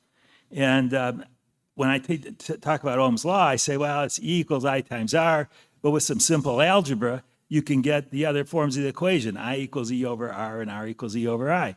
And I hear this voice from the back of the room, well, yeah, but we haven't had algebra yet. So those two kids passed. So I tell that story, because, right toward the beginning, because that's when I cover the technical material, And I hope that gives people more confidence that they'll be able to pass the test. If those 10-year-old kids could do it, you can do it too. So, you know, I like to tell stories. I like to tell stories. Yeah, yeah. Yeah, yeah. So the other thing you want to do, obviously, is watch the time, right? What I do, since I use my own study guide, is I have a sort of a large print version of my study guide that I made, and I use that as my script for the class. You know, I like I say, I go straight from the start to the beginning, and actually on those pages I have, you know, morning break, lunch, afternoon break. So when I get to that point in the script, I say, okay, time for a break. So you have to watch the time, because if you only have 6 hours, and at one point I had to really watch the time, because this is when we did it at a local children's science museum. We had to be out exactly at 5 p.m. We couldn't stay any longer than 5 p.m. So I had to really make sure I stayed on time, so that gave the VEs enough time to get through the test session. So watch the time. Let students ask questions, but don't let the questions bog you down. You know, sometimes people ask like really deep, especially if there's like technical people in the room, right? They'll ask some real technical questions, and you want to answer them, but you don't want to take too much time doing it, because again, you have to get through all the material. So what I do in that case is I say, look, you know, we can't discuss that really kind of any more in depth here, but let's talk about it afterwards, or send me an email afterwards, or whatever. And that works out. When somebody wants to get into a particular question, have you ever taken the approach of high level, the answer is this, here's a brief explanation. You don't need to know any more than this. Yeah. I always say that. I always say, look, you don't need to know it in any more depth for the tech test, and we're just going to concentrate on the tech test now. Yeah. So I take 2 short breaks, one in the morning, one in the afternoon, and a half an hour for lunch, and so that all fits in the 6.5 hours of instruction. I usually start at 9 o'clock, and at 3:30. Usually the BE test sessions are over by 5, depending on how many people are in the class. So I've had anywhere from like 80% to 100%.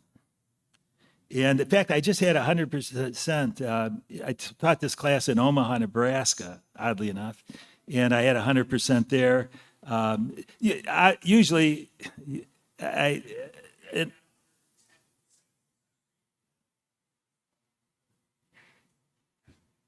Oh, well, there you go. So I had 110%. Yes, sir.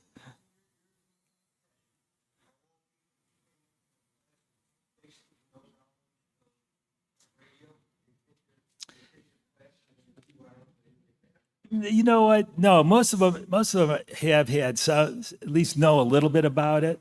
And what I do is I tell them that, I don't know if it's on my slides anywhere, but probably not. I probably should have put it on here. I always recommend that they at least read through the study guide once or twice before coming to class, if only because there's so much terminology, right?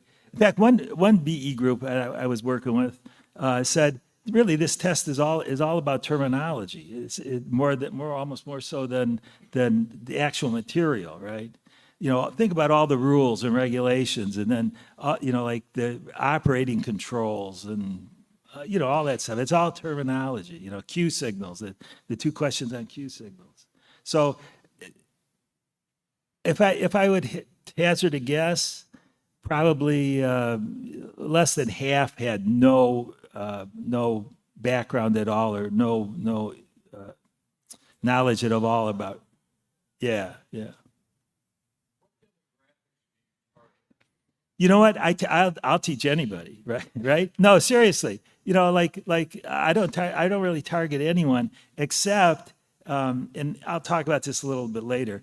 I got a grant from ARDC to teach classes at like cybersecurity conferences and hacker conferences and maker spaces and stuff. And those people, obviously, we're targeting, more technical people. But really, anybody can come into my class that wants to. But, you obviously find the people that are really interested in technical I'm more successful with.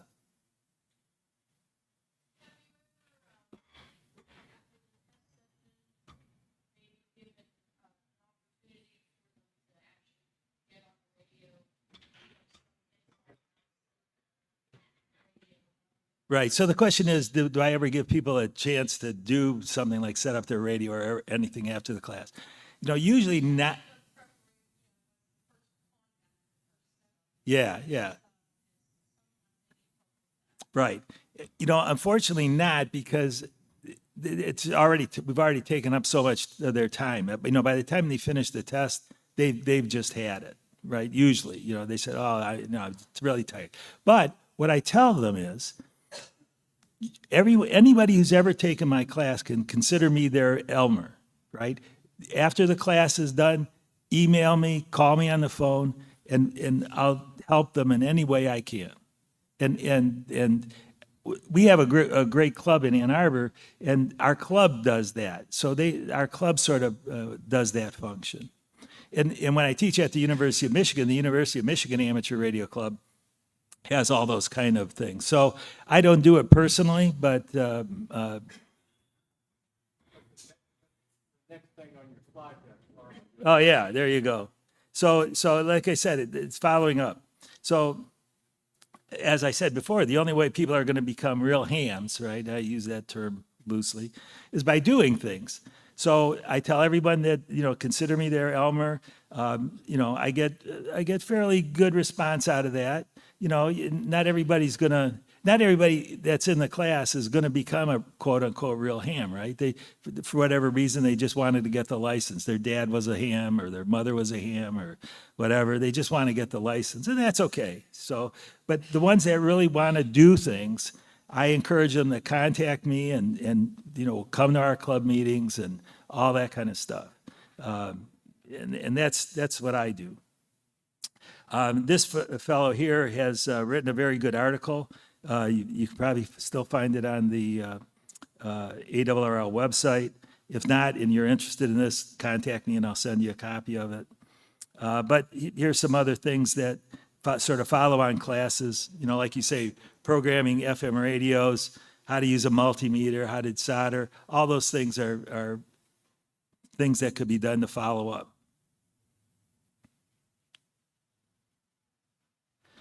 So for more information, I basically have this talk on my website. You can go there and see it. ARRL resources. They actually have, if you know me at all, I'm maybe not the biggest ARRL booster, but they have a good page for instructors, and I would encourage you to become registered instructors, because they you can make use of that and get your classes on Find a Class. So let me talk a little bit about this grant I alluded to. So I actually used to work for ARDC. ARDC, are people familiar with ARDC?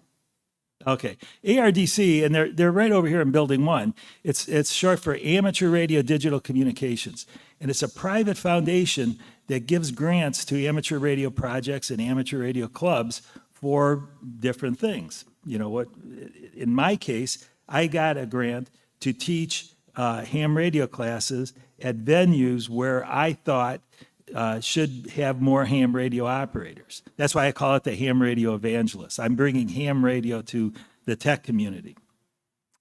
And I got hooked up with this group called Ham Radio Village, which is a bunch of crazy guys like this guy here.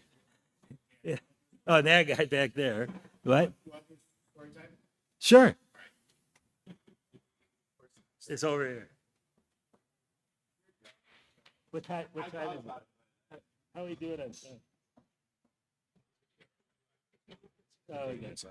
So I'm Terry Shano, NV0O. I guess stands my Elmer, according to the slide a couple slides ago.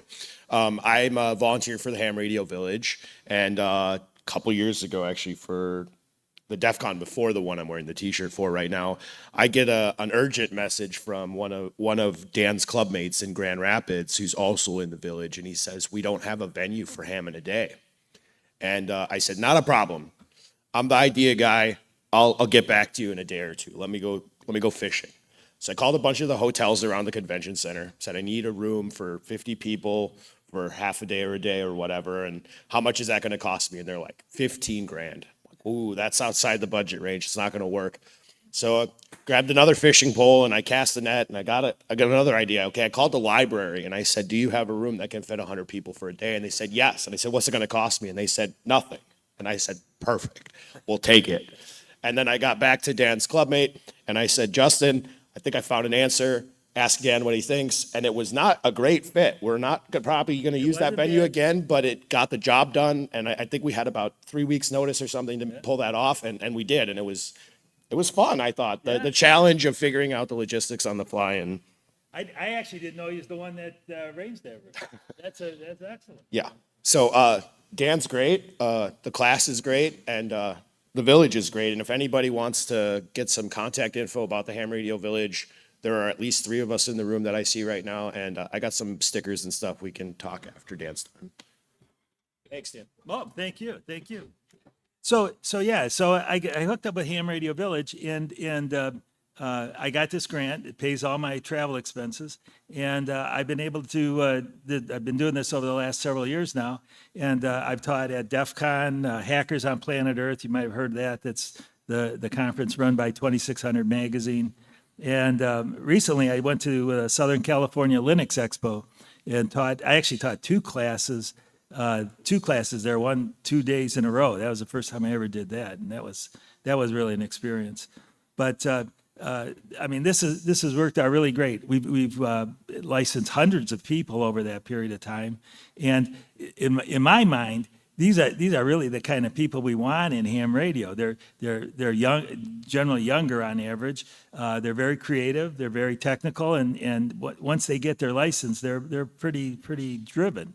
So this has turned out to be really a great thing. Like I say, I have hundreds of attended the classes.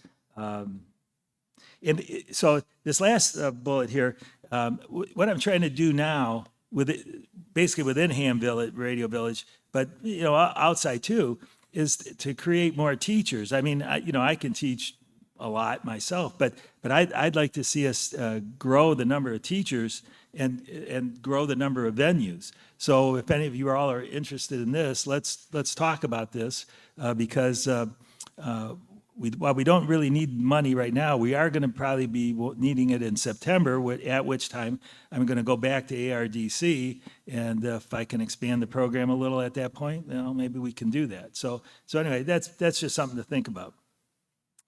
I think that's all I got here. Yeah, this is all my contact info. Feel free to call me if you want, email me, whatever. And if there's any other questions, I'll take them now. Yeah.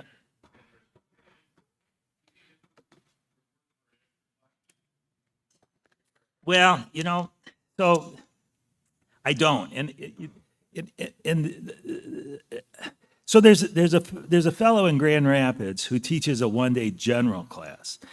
And what he does is he doesn't teach like this, right? What he does is he really just goes over the questions. So he tells people to take practice tests and then come in with questions that they get wrong, right? So, I think the more technical it gets, the less the one-day format will work. And there's like 600 some questions on the extra class test, right? So at the very least, you'd have to do like 9 hours instead of 6 hours, right? Yeah. Excuse me? Well, yeah, and so that's that's a problem, is that like there's questions, and of course you don't have to go into real depth, but like on the extra class test, there's questions about the Smith chart. Well, right off the bat, you're talking about 8 hours just to really describe that. So that would be a lot tougher. That would be, so what I was going to do with the extra class, and this didn't really work, unfortunately. I told people that, I said, well, and this was in my club, I said, let's do let's do Zoom sessions once or twice a week, and we'll cover it over a period of time. Well, only one person really showed any interest, and that never really got off the ground. I got a lot of people say that they would be happy to be teachers, but nobody wanted to be students for some odd reason. And yeah. Right. At least, yeah. It's hard for especially families and kids to block that kind of time anymore because everybody's already so overscheduled. Right. So yeah, I still think about it, but I haven't been very successful at that.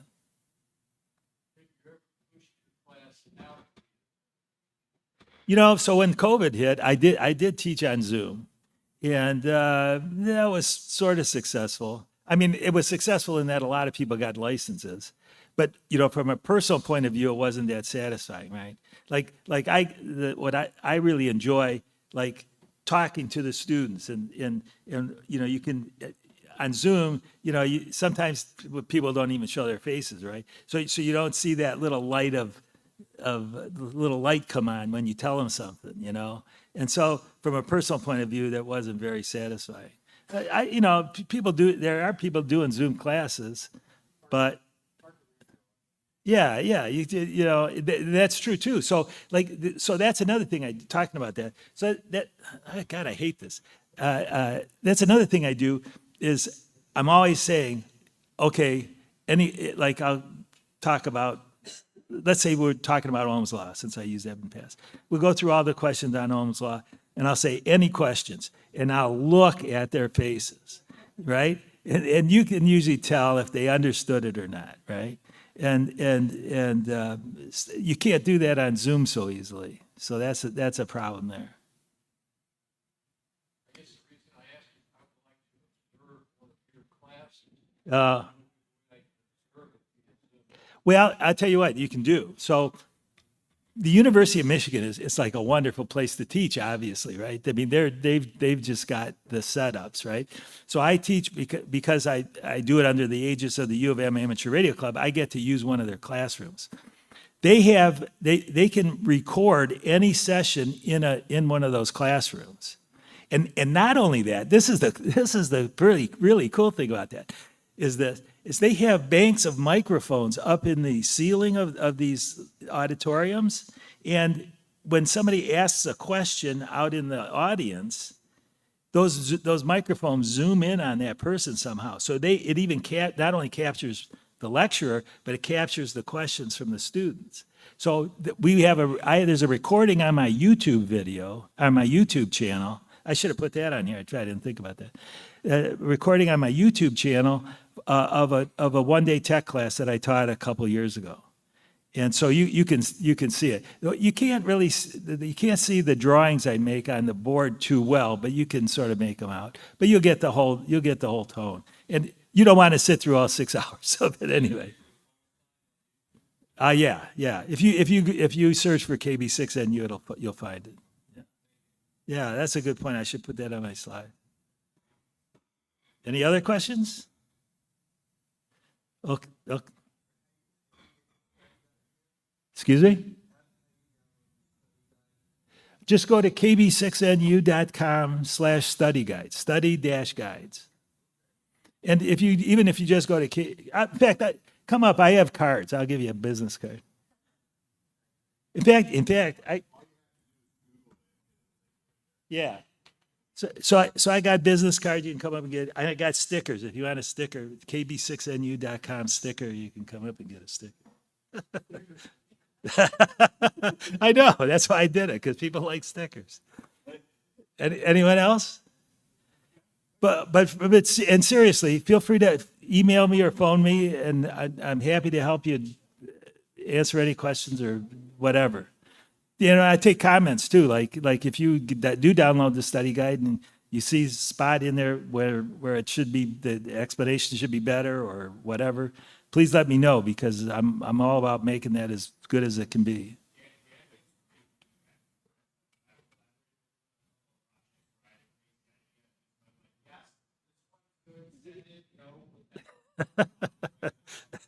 I didn't say it in quite so many words.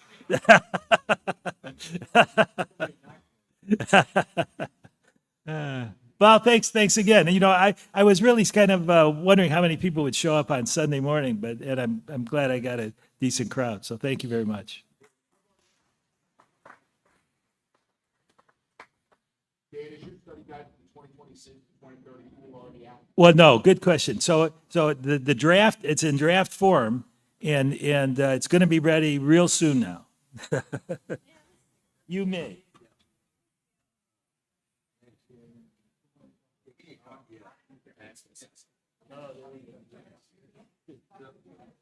No, I'm just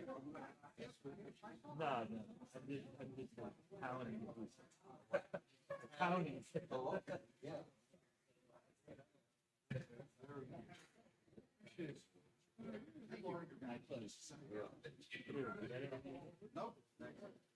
I'll tell you my story. I went to University of North Dakota. Yeah. I'm one of the advisors for the kids come that want to have class. And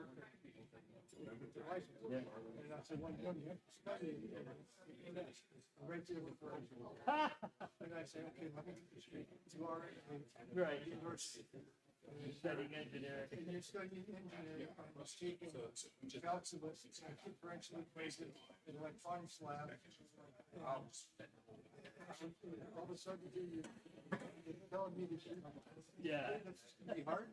I said, yeah, I sure will. You know, I find that students can usually read through the study guide once and then take the time. So really no trouble.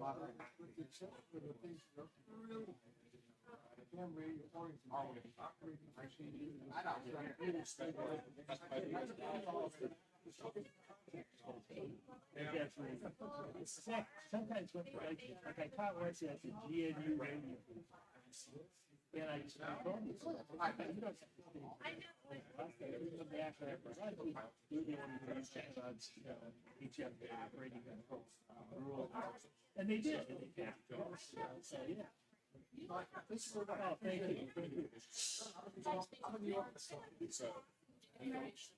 You have to take a step.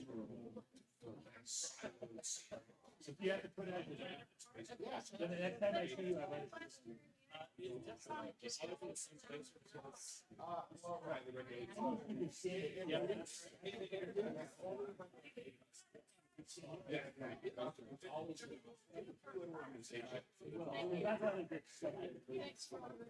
Oh, thank you. How are you doing? I had no motivation to become a general. We're going to Tampa to Melbourne. I read your book. I called my brother. Thank you. Thank you very much. It's easy. The pages are going through, he's driving, 2-hour drive. Yeah. Now you're in Mexico.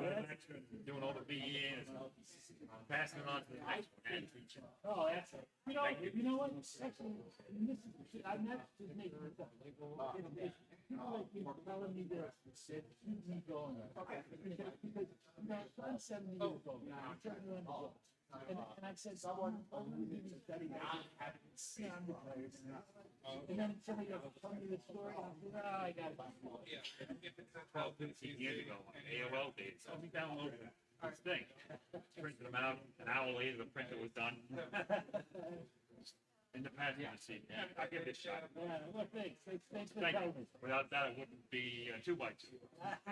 Fantastic.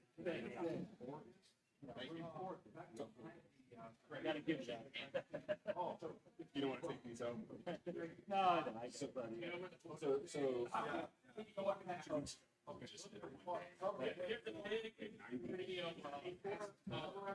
Didn't pass. Well, everybody kind of knew, and she wasn't. She didn't do any of that.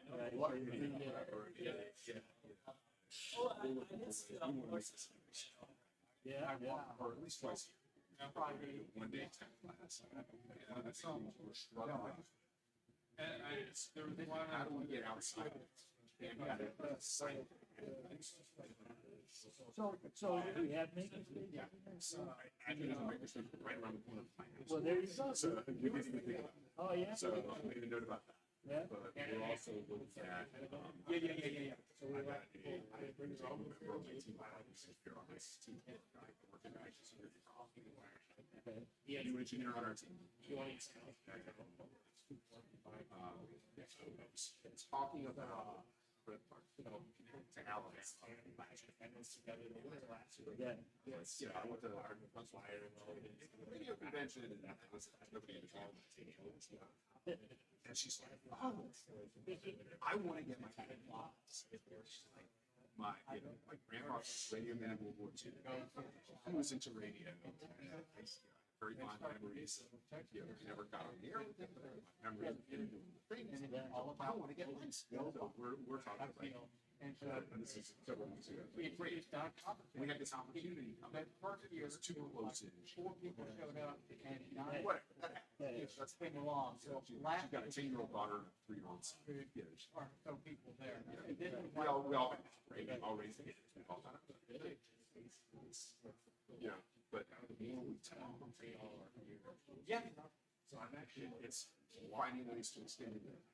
Girl Scout. Yeah. Get them in field days. Young about field days. The Girl Scouts are all about talking to the astronauts in space. Great satellite apps. Like,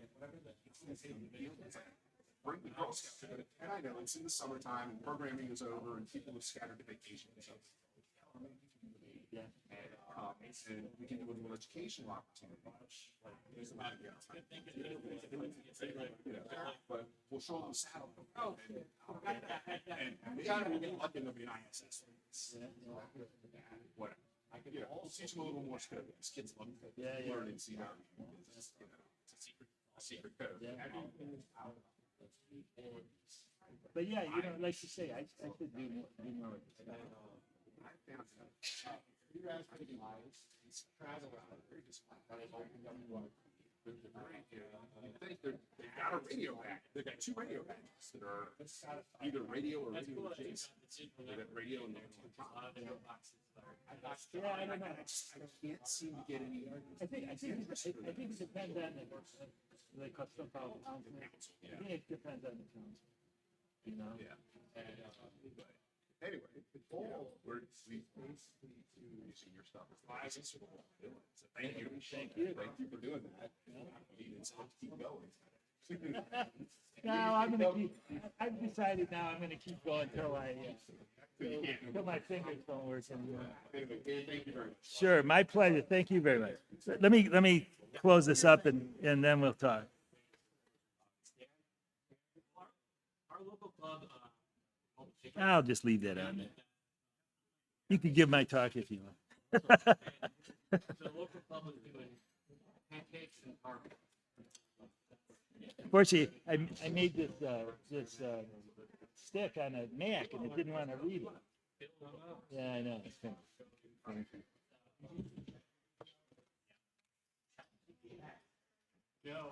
I'll come around to that.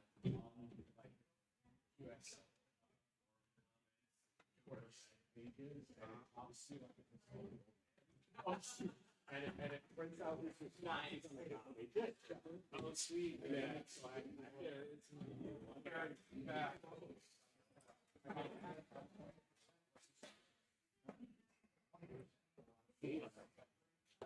It actually is, right? So I asked them.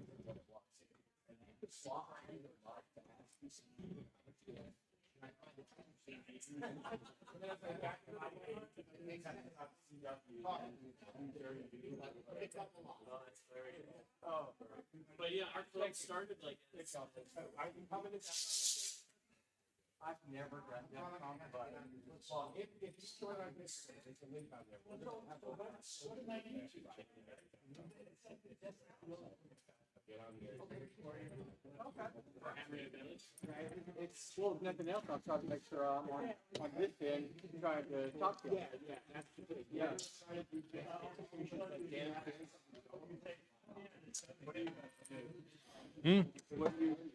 I could do with a plug-in. Okay, so what are you about to, Oh, digital modes.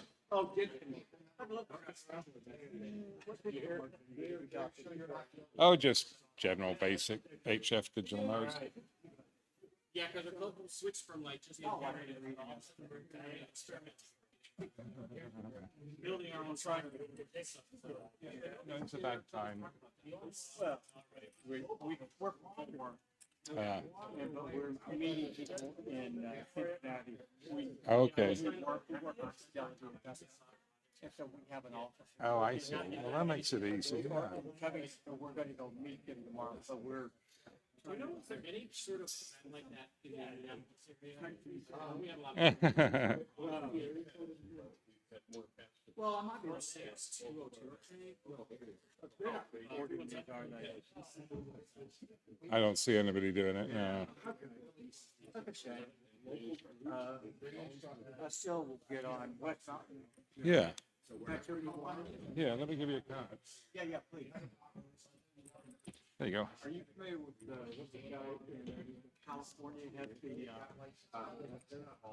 Digipine? I've heard of it. It's not something I've personally used, but yeah. He's got some thing that you build with your phone. He's got an image. It basically makes it your iPad or phone or whatever. Oh, that's right. I have seen that. Yeah. Yeah, I like to do NDA, you can do FL, Digi, you can do Health Striker, you can do Olivia. You can do All of those ones. Yeah. all from a little pie hooked up to either your handheld or do 2-meter APRS and that kind of stuff. Mm-hmm. Do HF. All right, thanks. All right.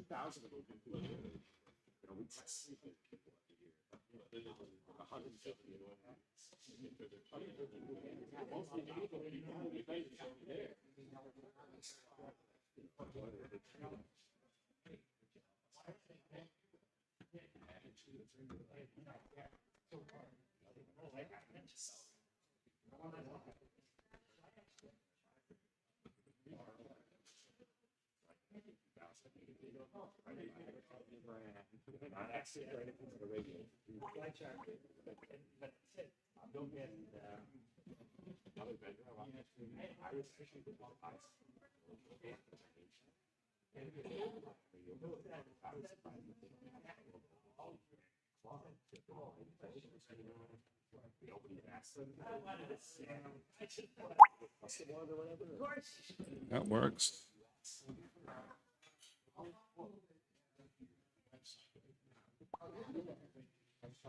Yeah, customer service.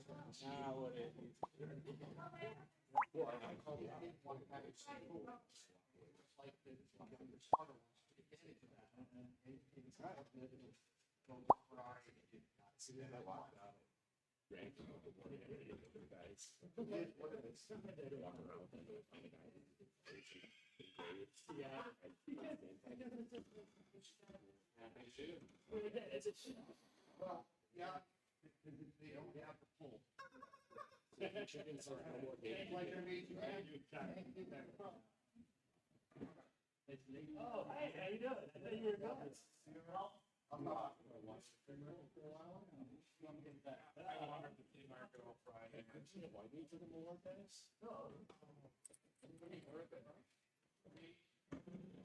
I just had to do a.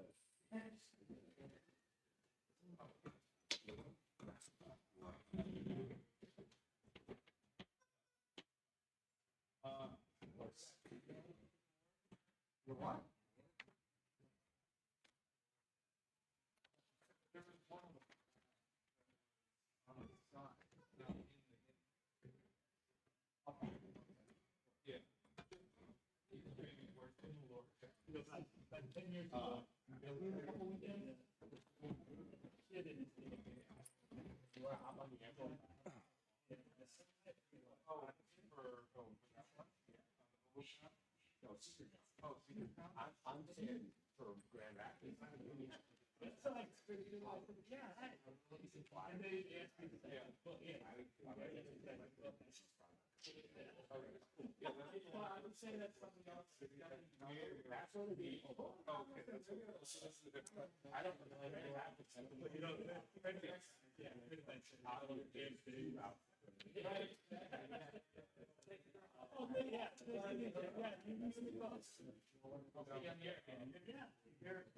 One of my freaking slides.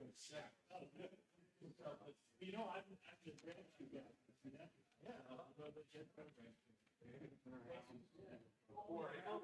I actually went to the university. I was talking about it. 20 years after.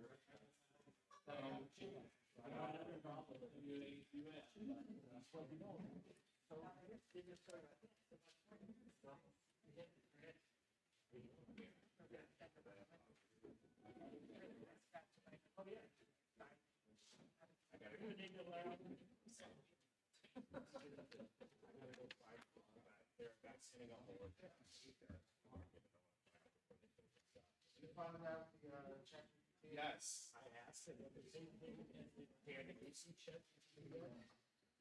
Chet. Oh, Chet. Like somebody's got an LLM set up out there, like OM, self-PLM. You ask a question and it tells you what it is. So I have this map build that I do. Well,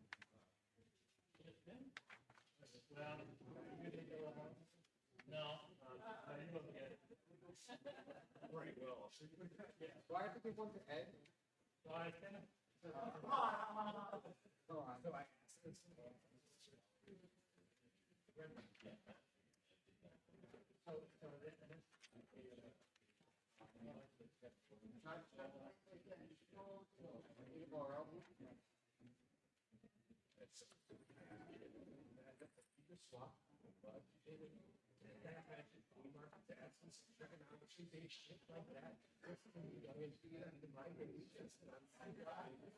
And then I asked him. Mr. Petition? I am, yes. If you're ready to go. Yep.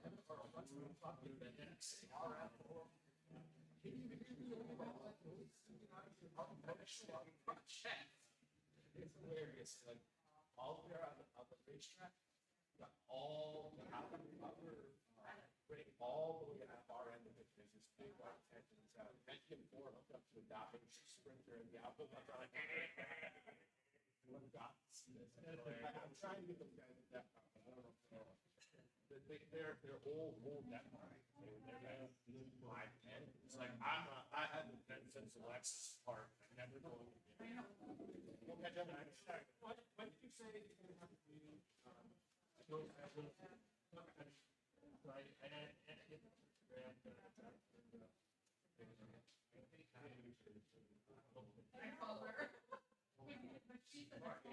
yeah, our first class. People to you.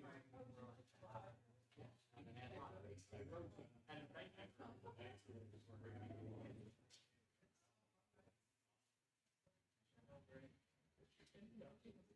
it works. Come back and take it.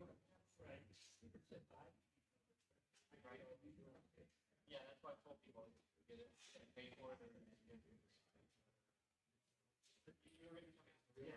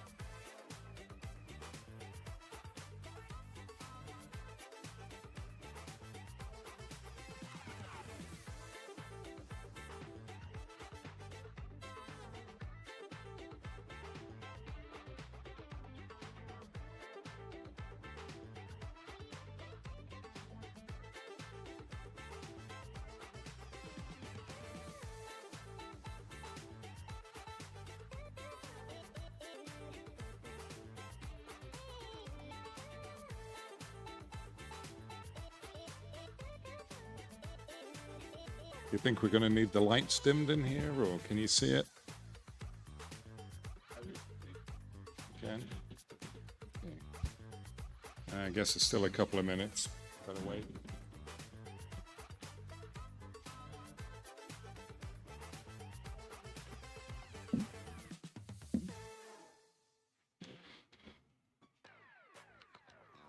Now, at one point in this presentation, it's going to play an audio file, and I really hope it doesn't blast your eardrums. I think I've set the volume right, but bear with me.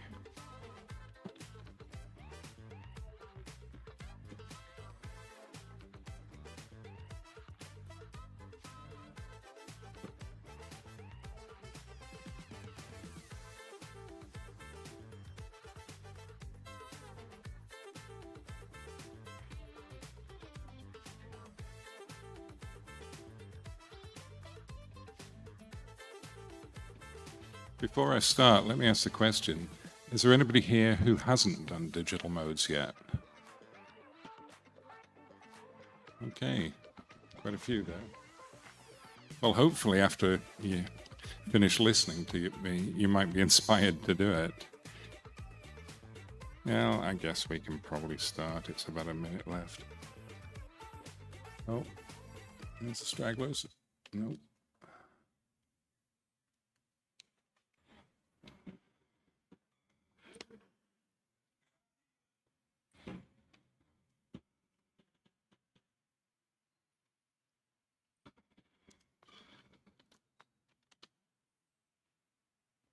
What time have you got? Is it 11:35 yet?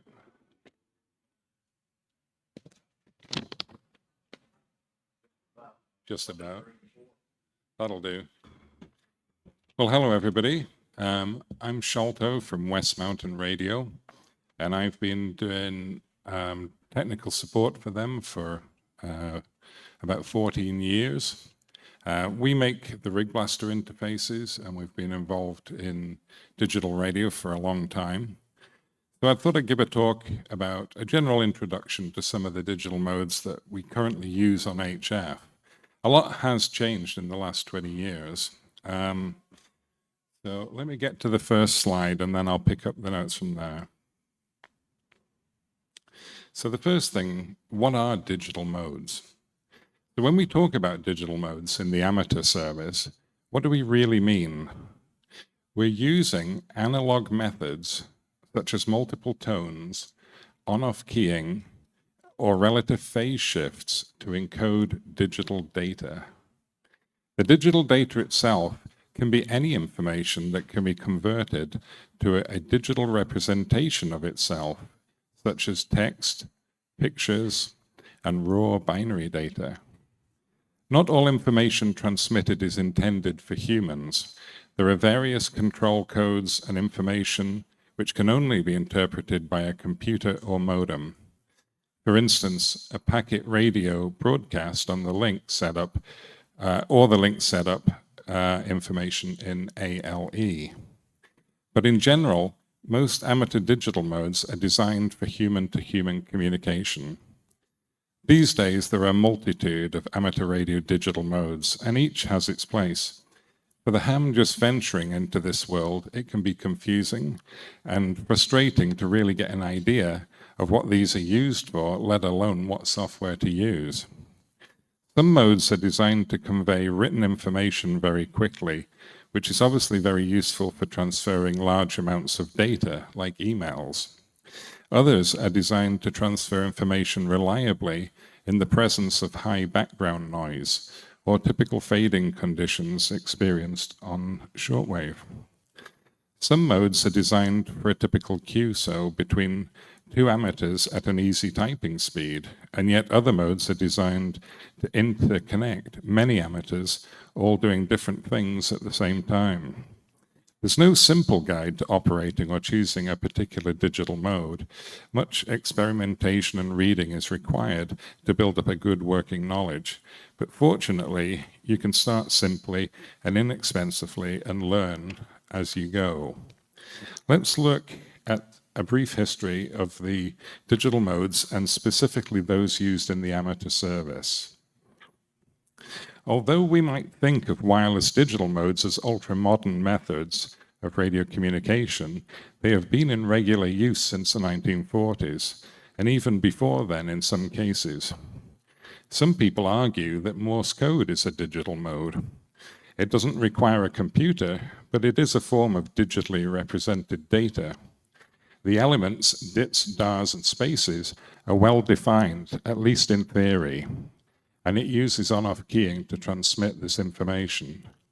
If you accept this argument, then digital modes have been in use since the 1840s.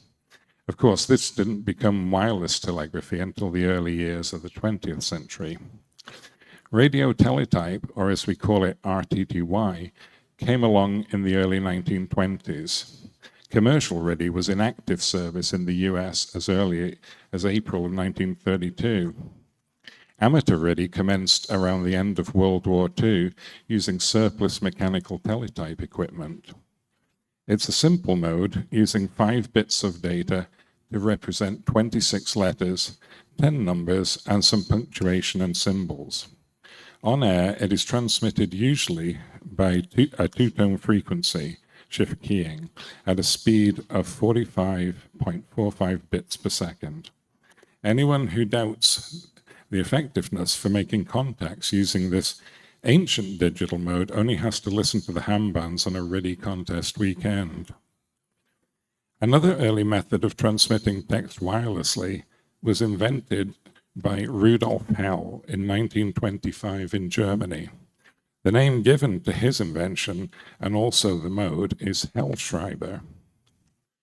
Hellschreiber was a forerunner of fax, and originally used on-off keying to send a graphical representation of the written word.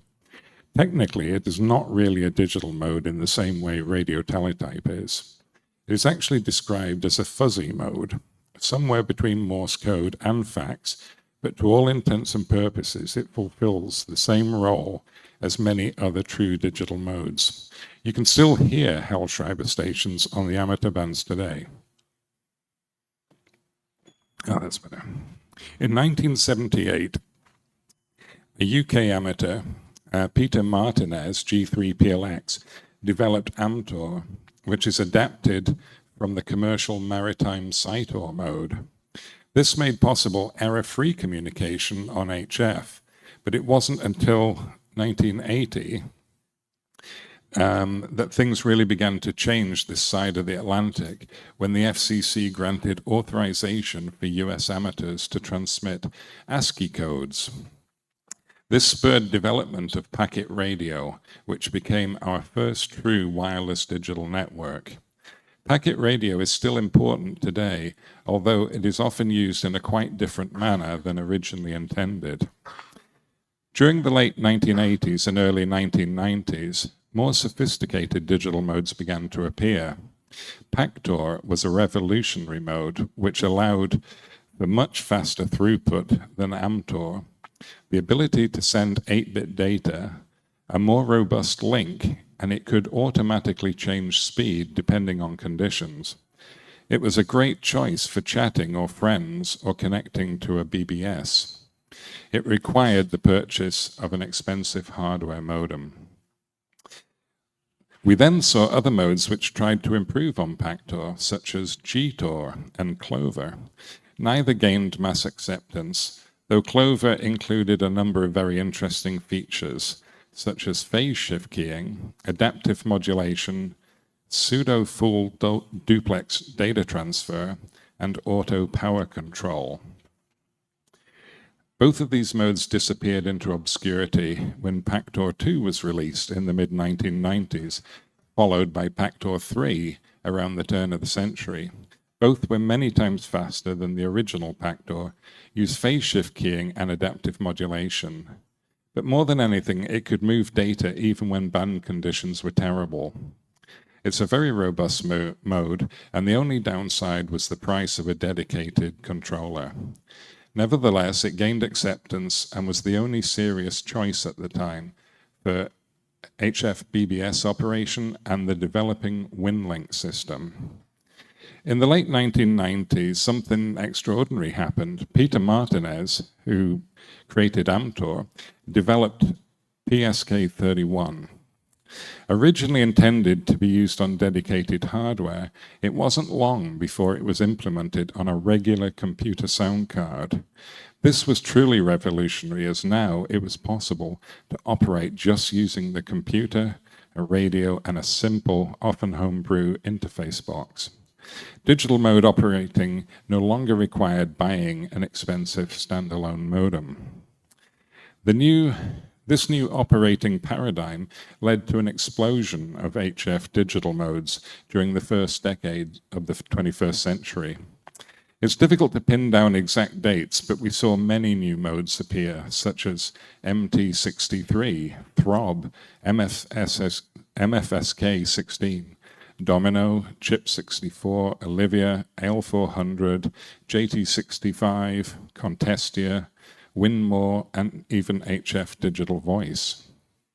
We saw a resurgence of the older modes that now found new life as sound card modes. Free software for packet radio, radio teletype, slow scan TV, and Hellschreiber were all easily available to download. It's difficult to describe the excitement of operating digital modes during the early to mid-2000s. It seemed as if we had a new mode or variation to try nearly every week.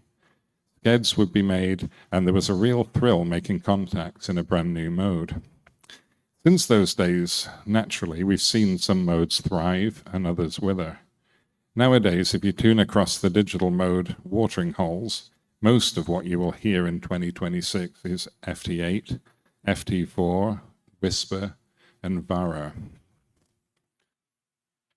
But if you tune around a little harder, you will also hear PSK31, radio teletype, Hellschreiber, Olivia, packet radio, and the new Mercury modem. So let's take a look at some of the advantages of using digital modes. It might be obvious to many of us why people use digital modes, but for others it might be good to list some of the benefits here. So efficiency and performance. Digital modes can often get through when single sideband and even CW can't. Using advanced techniques, some modes can work far below the noise level and bring contacts no other method could. Spectrum conservation. Many digital modes use very narrow bandwidths. PSK31, for instance, is around 60 hertz wide. It's possible to have many PSK31 QSOs in the same 3 kilohertz slice of spectrum, which would be occupied by a single phone contact. You don't need much power for digital modes. 25 watts of PSK31 is usually more than adequate, and quite often QRP operation is just as effective. You can even overcome the limitations of modest antenna systems and work real DX with modes such as FT8 or FT4. Most people already have a computer and radio. Good digital mode software is often free, and the addition of a simple interface will get you on the air. One thing I didn't list on here, it's fun. Working digital modes can be a lot of fun and very addictive.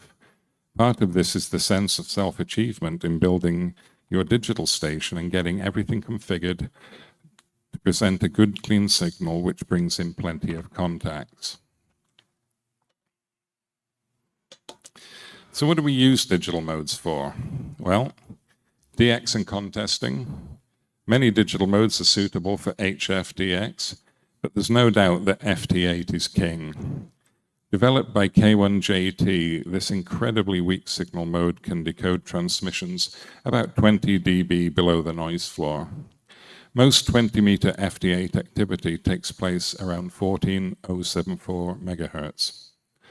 FT4 is a further refinement, which, while not as sensitive, presents a faster QSO.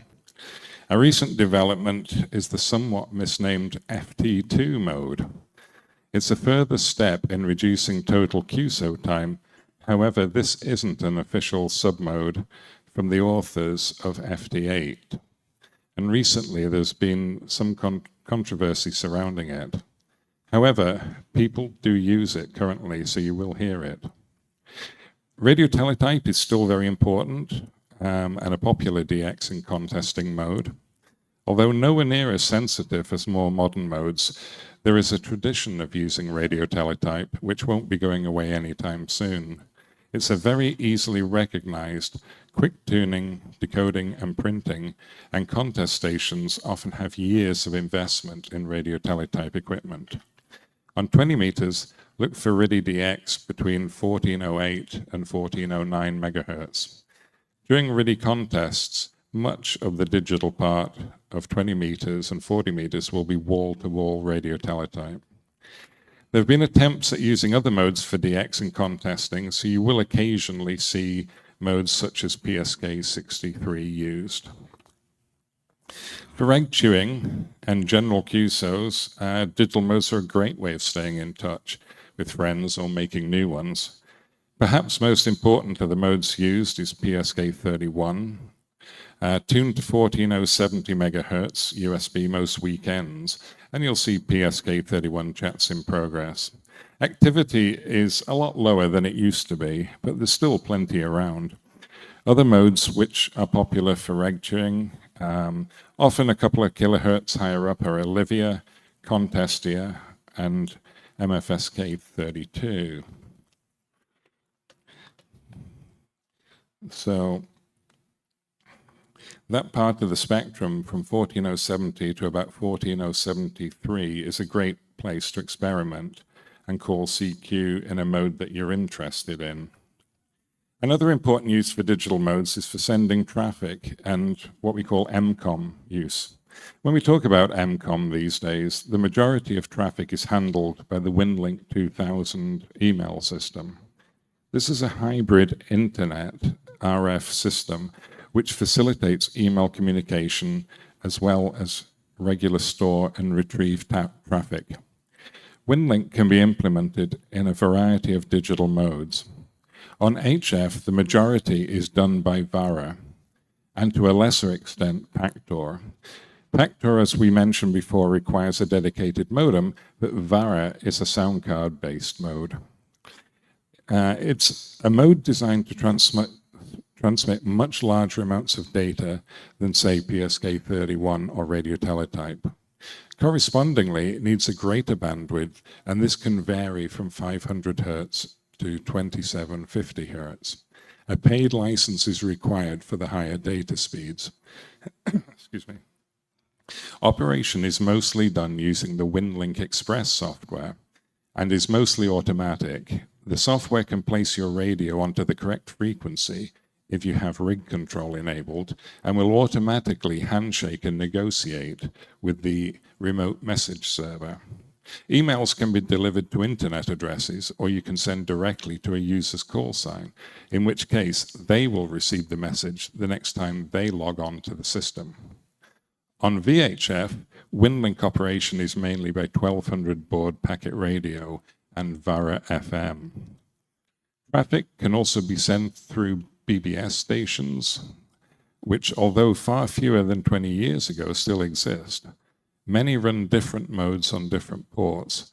It's not uncommon to find a BBS with Pactor, DARA, and robust packet ports. Some WinLink RMS stations operate this way too and are called tri-mode servers. The robust packet has been deprecated recently.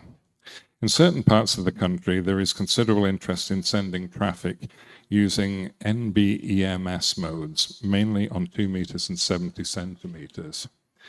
These are usually high-speed, multi-carrier phase shift keying modes designed for VHF or UHF use, but you will also hear MT63 and Olivia signals, which are acoustically coupled to a handheld radio. NB-EMS modes are almost exclusively used with companion software for the reception and formatting of standard message forms.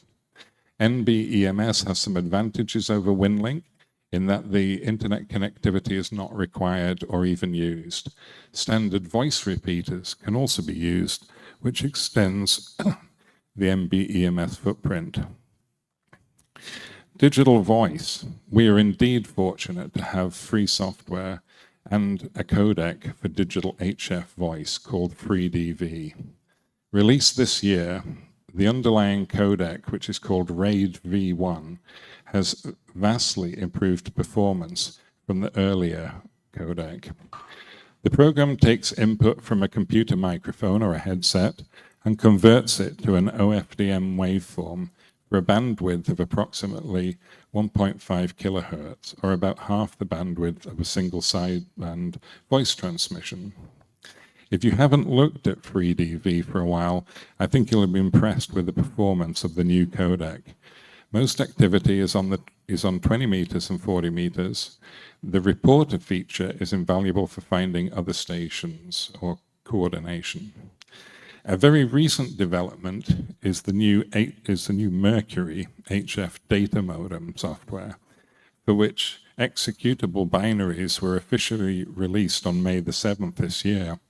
It's based on the work of FreeData, which in turn is based on FreeDV's new RAID codec. It promises ultra-high speed data transfer with an optimized signal and what's known as an ARQ protocol. Unlike DARA, no paid license is needed, and it is multi-platform, where DARA is very much a Windows program. Although I don't have a crystal ball, I'd expect the Mercury software modem to be used extensively and most likely integrated into WinLink 2000, which would finally allow Linux and Mac users low-cost, easy access to the system.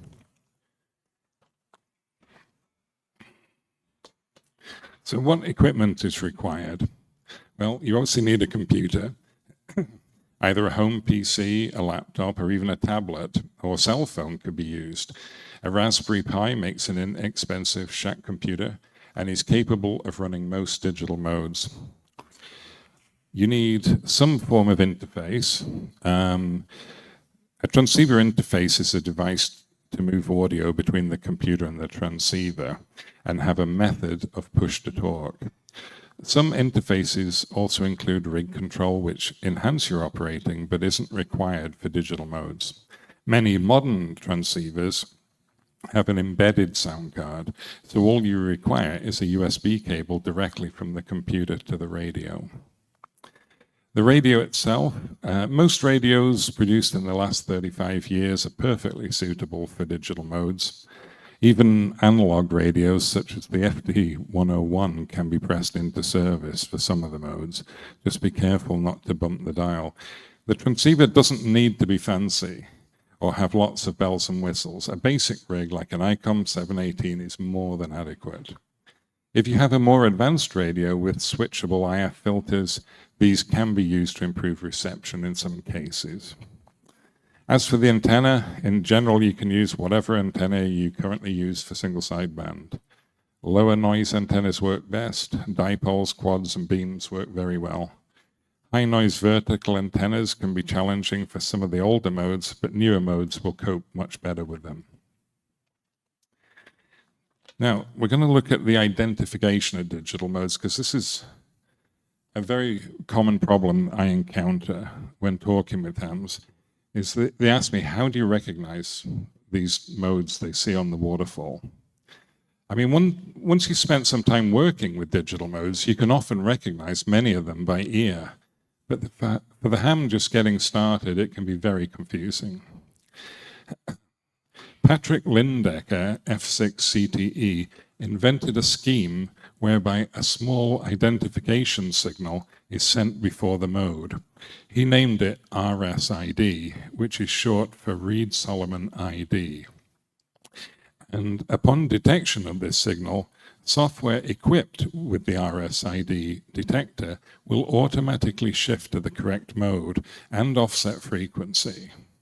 Currently, FLDigi, Multi-PSK, and DM780 support RSID. Another method is called video ID, excuse me, and this involves a specially transmitted signal, which is actually a form of Hellschreiber, which actually writes the name of the mode directly on the waterfall. This works well for people who are using software which doesn't support RSID. There's probably no need to use either with common modes like PSK31 or radio teletype, and you certainly don't need them for FT8. But if you're wanting a QSO in, say, Olivia, then it's a great idea to use one of these methods while calling CQ. All right, so what software is required? The next thing to consider is the software. Fortunately, we're blessed with many digital mode programs, and most of them are free these days. I'm going to run down a list of the more popular packages and highlight some of the modes and features which make them unique. So the first program, which I'm sure a lot of people are going to be familiar with, is a thing called WSJT. The -X is added these days, but it's the official client for FT8, and this is from Joe Taylor. It's also capable of FT4 and Whisper. The so-called FT2 mode is not supported. This is free software and available on all platforms, Windows, Mac, or Linux. It's pretty easy to use. Most hams tend to just set it up to run almost fully automatic. If you've ever seen it, it's just page after page of contacts. It's just a rubber stamp QSO, but it's a very effective mode to get out with weak signals. Or if your antenna is not very good, you will make contacts in FT8. An alternative to FT8, to WSJTX, which you may not know about, is MSHV. Now this program, which is really inspired by WSJT, is written by some Bulgarian hams, and they recompiled everything into C, whereas WSJTX is still compiled Fortran. This makes it very fast, and it will also work on much older versions of Windows, including as far back as Windows XP. Now, I didn't believe that, but I tried it, and it does work. It does FT8, it does FT4, and it does FT2. So this is really worth a look at, especially for those of you diehards who refuse to upgrade to Windows 11. And there's plenty of those around. I can see them. The next program we're going to look at is FLDigi. This is kind of like the Swiss Army knife of digital mode programs. It's completely free, and it's available for most platforms, including Windows, Linux, and Mac. It's a very capable digital mode program hosting a large number of modes. And when I say large, I mean very large. You'll find regtuers, DXers, contesters using the software. It's also the preferred software for NB EMS users. It's fairly easy to configure and has a fairly friendly layout. It supports many digital modes from traditional ones such as RIDI and PSK31 through to newer modes such as FSQ and even various experimental modes designed specifically for VHF. Rig control is supported by a number of methods, including direct via Hamlib and the companion software FLRig. The companion software called FLAMP, this works with FLDigi to send or receive a small file or standard form with what they call CRC block encapsulation, which basically means it should be error-free. It'll also do CW. It's got quite a decent Morse code decoder in it as well. So I think most hams, if you're serious about digital, you'll probably want to install a copy of FLDigi on your machine, even if it's not the primary program. We've got, now if you're interested in packet radio, without doubt the best decoder for packet radio on Windows these days is a program called UZ7HO's Sound Modem. It decodes 300 baud packet all the way up to very high-speed direct FSK modems, which you'd use on UHF. A number of satellite modes are also available in the program. The program has what's known as a frame collector option, whereby it will decode any signal in a frequency window, so precise tuning error issues are eliminated. There is companion software for a sound modem called EasyTerm, which gives you a very easy method of connecting to other stations and your own personal mailbox where others can leave messages for you. This is completely free, but the author welcomes donations. Now, let's move on to FreeDV. The FreeDV, which we already talked about, this is the software that will actually digitize your voice from a microphone or a headset on the computer and convert it to a digital waveform. The new RAID codec is far better than the previous one. I've got a sound sample here of what it actually sounds like. Now, this was on 40 meters, I believe, in the late afternoon. Let's see. I apologize if this is too loud.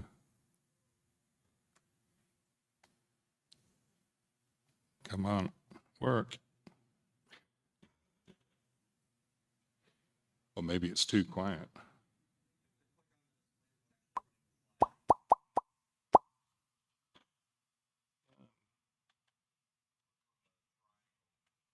That's what I am.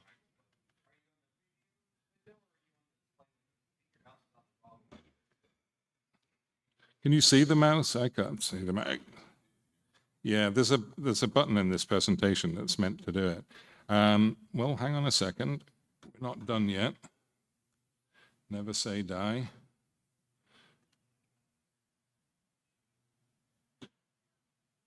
It's worth hearing, so I want to try and do it. Let's see. Audio.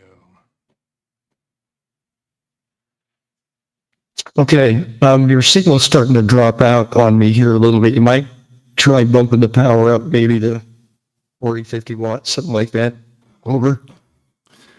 Not bad for 40 meters in the late afternoon. It really is very good. And the good thing about FreeDV is there's a lot of development work going on it too.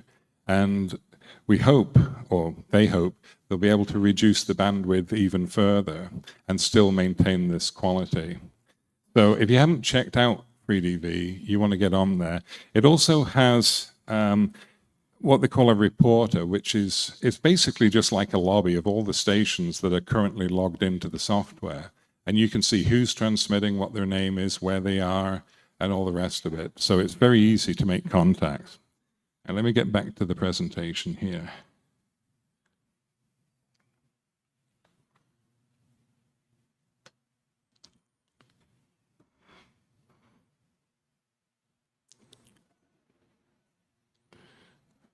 Okay, so the next thing we'll look at is MMTTY. This is the program, it's probably the most widely used on Windows for RIDI software. It's an excellent program for contesting and DX. It is also one of the few programs capable of generating RIDI FSK. It has superior weak signal performance compared to hardware RIDI equipment. Some guys even interface it to their old mechanical teletypes. So you get the superior decoding, but with the smell of hot oil in the background, I guess. Okay, now if things work, what we're going to try and do now is just a little quiz time, because it's the last seminar of the day, so I thought I would make it a little bit simple and fun. So hopefully the audio is going to work, but we will see. So we're going to play a mystery signal, and then you have to try and guess and tell me what it is. Now everybody get ready to hold your ears just in case this is too loud.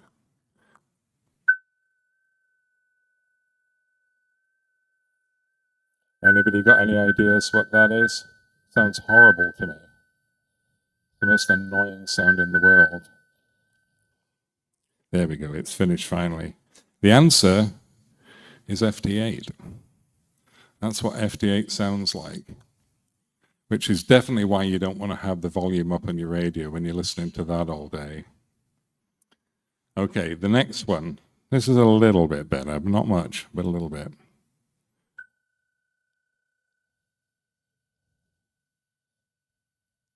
It's a bit easier to recognize that one. That indeed is PSK 31. These get slightly more difficult, by the way, so don't get too confident there.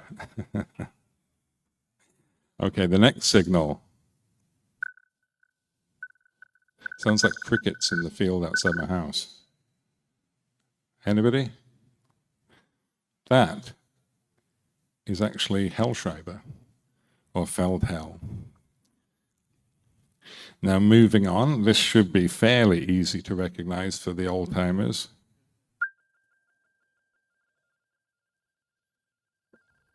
That's good old radio teletype with a 170 hertz shift. Now, this one's a little harder. I had to record this off air.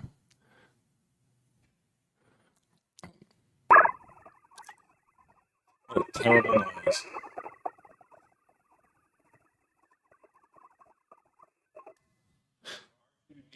It sounds a bit like R2D2, doesn't it? DARA is correct. So when you do your WinLink 2000, that's often what you hear.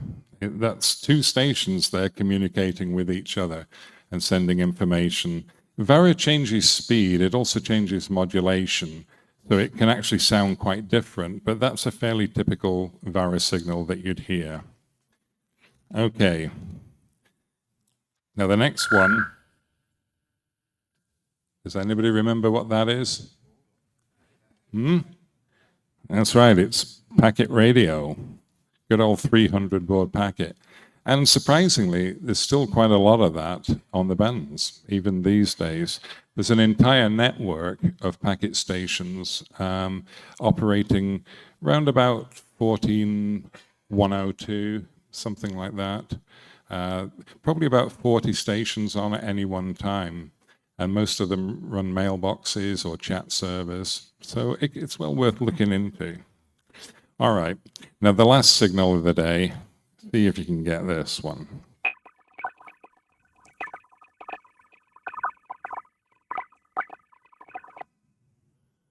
That's an annoying noise as well. That's actually ALE, A-L-E, Automatic Link Establishment. And I believe that was sending what they call a DTM frame at that point. But yeah, that's an annoying noise, but that's actually fairly typical to hear that, especially in the digital, the automatic portions of the digital bands. So anyway, I'm not going to bore you any longer. We're just going to end there, and if you have any questions, you can scan that QR code, and you can get a PDF of these slides from that QDF, I can't even remember the QR code. And if anybody has any questions, feel free to ask them. No questions? Yeah.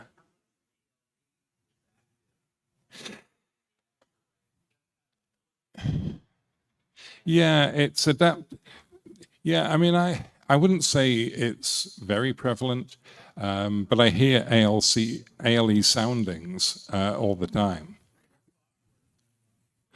Yeah, there's a number of things with ALE. I mean, some people use dedicated hardware modems.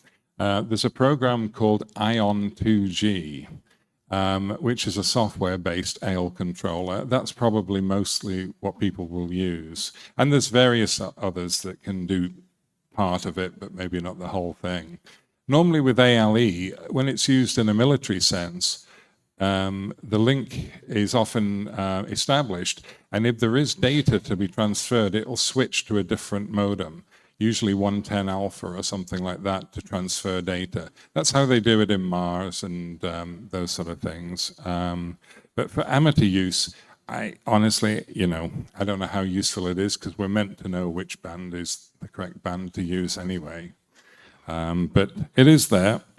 So get out there, take a listen, and enjoy some of the other forms of operating.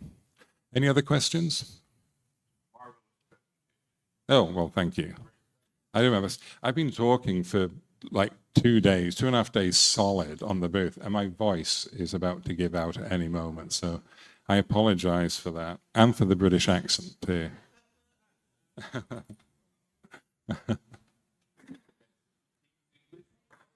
King's English, thank you. I've got some business cards here, so if you want to ask me any questions after today, you can do that.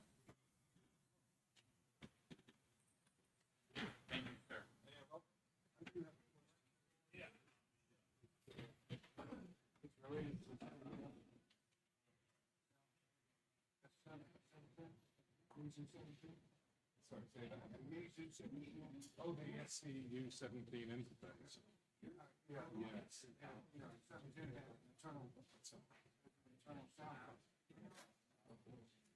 And I'm using that little video on that. So I can see it, I can decode, So the most important thing is understanding the method that you need to do. Now, I personally don't know the SCU17, but I know enough about it to know that it also has a connector to the radio. So it might be simple to do push to talk by cat. But if it is push to talk by cat, what might be happening is you're in the wrong mode of transmitting on the radio. Some modes, although you're in, say, upside down, it needs to be upside down. I also have okay. And that's how that helps. Yeah. So some radios are like that. Some radios, in order for it to actually work, you have to go into the menus and tell it, when you're in the data mode, where does the modulation come? Should it come from the microphone jack? Should it come from the accessory jack? Should it come from the USB interface?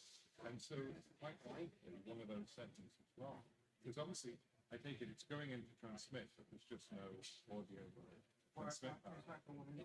Okay, well in that case, then it's definitely a push to talk issue.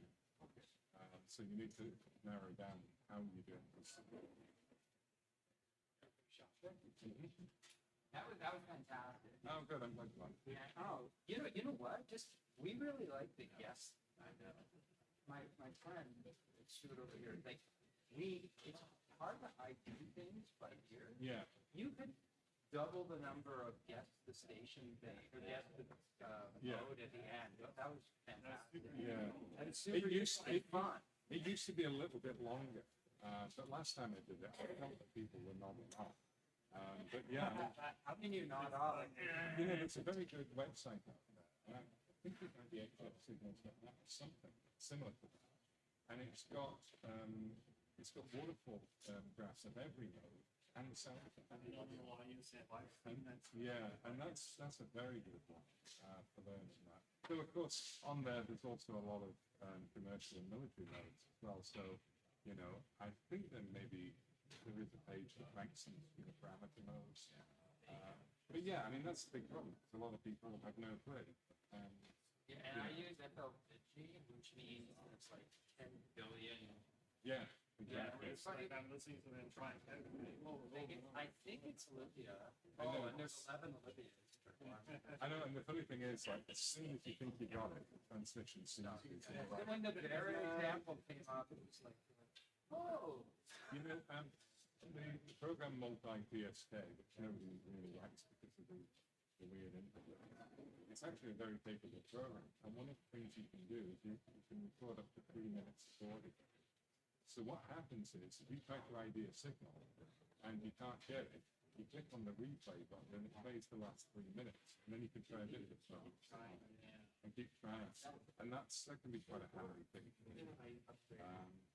Yeah, I mean, sometimes I stick some real, curveballs in there, like an old Clover or Actor 4 or something like that. I'll put in there. We were remote SSTV. And then we're not over SSTV. Well, there's digital SSTV as well. Yeah. Oh, yeah. And there's actually a few different types of that. It's not just that easy power, whatever people use.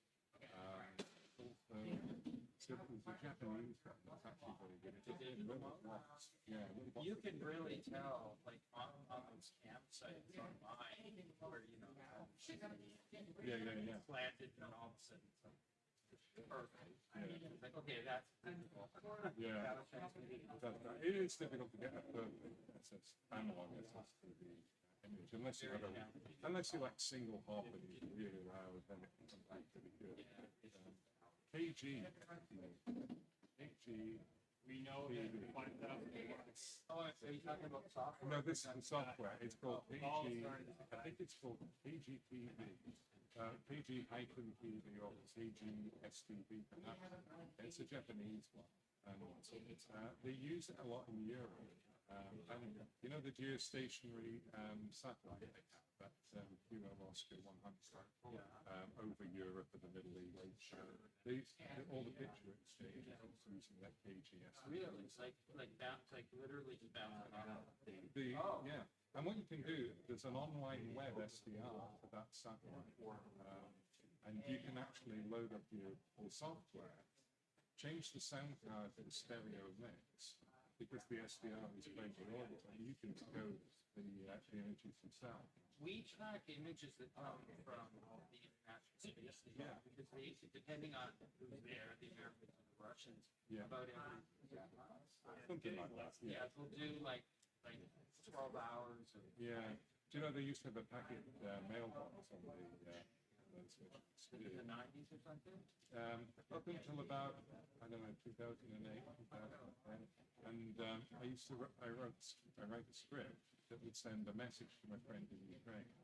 And I'd execute the script. It would go up to the packet mailbox with a message.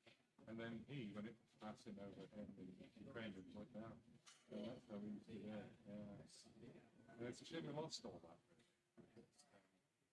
If we get a geostationary satellite with the Americans, that'll be a game changer. Anyway, thank you very much. I'm glad you enjoyed We're off it. to the meeting hall. You wouldn't like that card? Sure. I have a question. Yeah. You might be the guy that can, No, thanks, but I appreciate it. that can answer this for me. The AM digital broadcast center, DRM, digital radio on the island. Yeah. You know, I see that on shortwave. Some broadcasters are using DRM. Not many, but Not many, but a few. And years ago, I downloaded Dream software and it worked. But then I got away from it, and then there was something about you download Dream, but there was some missing there was, component. you had to find encoder and that sort of something that was proprietary. Is there Dream software available? I mean, there is to a point. The problem is, of course, if it's the broadcast DRM, that's 10 kilohertz wide. Correct. So you're not going to be able to decode it on a regular radio. Well, I have a Flex. So you got a Flex, then you're good. Right. I mean, Ham Dream is still out there, the DRM. It's called Ham Dream? No, that's the Ham version. There was another one. I know that it's been integrated into the online web SDRs. So you can actually select DRM mode on the online SDR. Right. And Some of them have it. As for the actual software, I'm not 100% sure what people would use now. Yeah. The guy who would know, and I should have asked him, was Mel, Digital Mel, they call him. Mel Whitney. Yeah, Mel Whitney. Oh, I know. Yeah, but he would know. He probably would. Yeah, I mean, I'm sure there is software still available. I mean, of course, things like EasyPal, that is a form of DRM, but it's not that big. But there aren't many broadcasting in DRM. No. But when I was decoding it, 10, 12 years ago, it was stunningly good. With a good signal. Yeah. Maybe in New Zealand or When something. the signal to noise went below about 15 You would lose the lock. dB, Yeah. then it started losing lock and crapping out. Yeah, it was a great idea, but it was the technology needed to decode it properly. It was not cheap. Right. And so that's why I think it really got on. I thought I read it like some time ago, and I'm a retired broadcast engineer, Steve does similar work. All India Radio was doing it. They do. Their media. Exactly, they do, yeah. There's other stations that do it on medium wave too, I think, in Europe. just curious why you didn't touch on VAR-AC. Yeah, I didn't want to. I mean, VAR-AC is quite a complex program, and so it's difficult to get the idea across. Survey level, it might be point out that it exists. Yeah, Thing it does that's similar to the ALE is that it takes users off the caller frequency. yeah, I've used it. Time slots. Yeah, no, and it usually QSYs onto somebody else's conversation, that's the only thing I don't really like about it. But It's supposed to have a golden rule option. yeah, well, one of the offsets is right on top of the packet network, so we get one VARA chat going on, and there's 40 or 50 stations that can't transmit anything. But that's IRAD, you know, the Israeli guy, because you know he lives in a different part of the world. That frequency.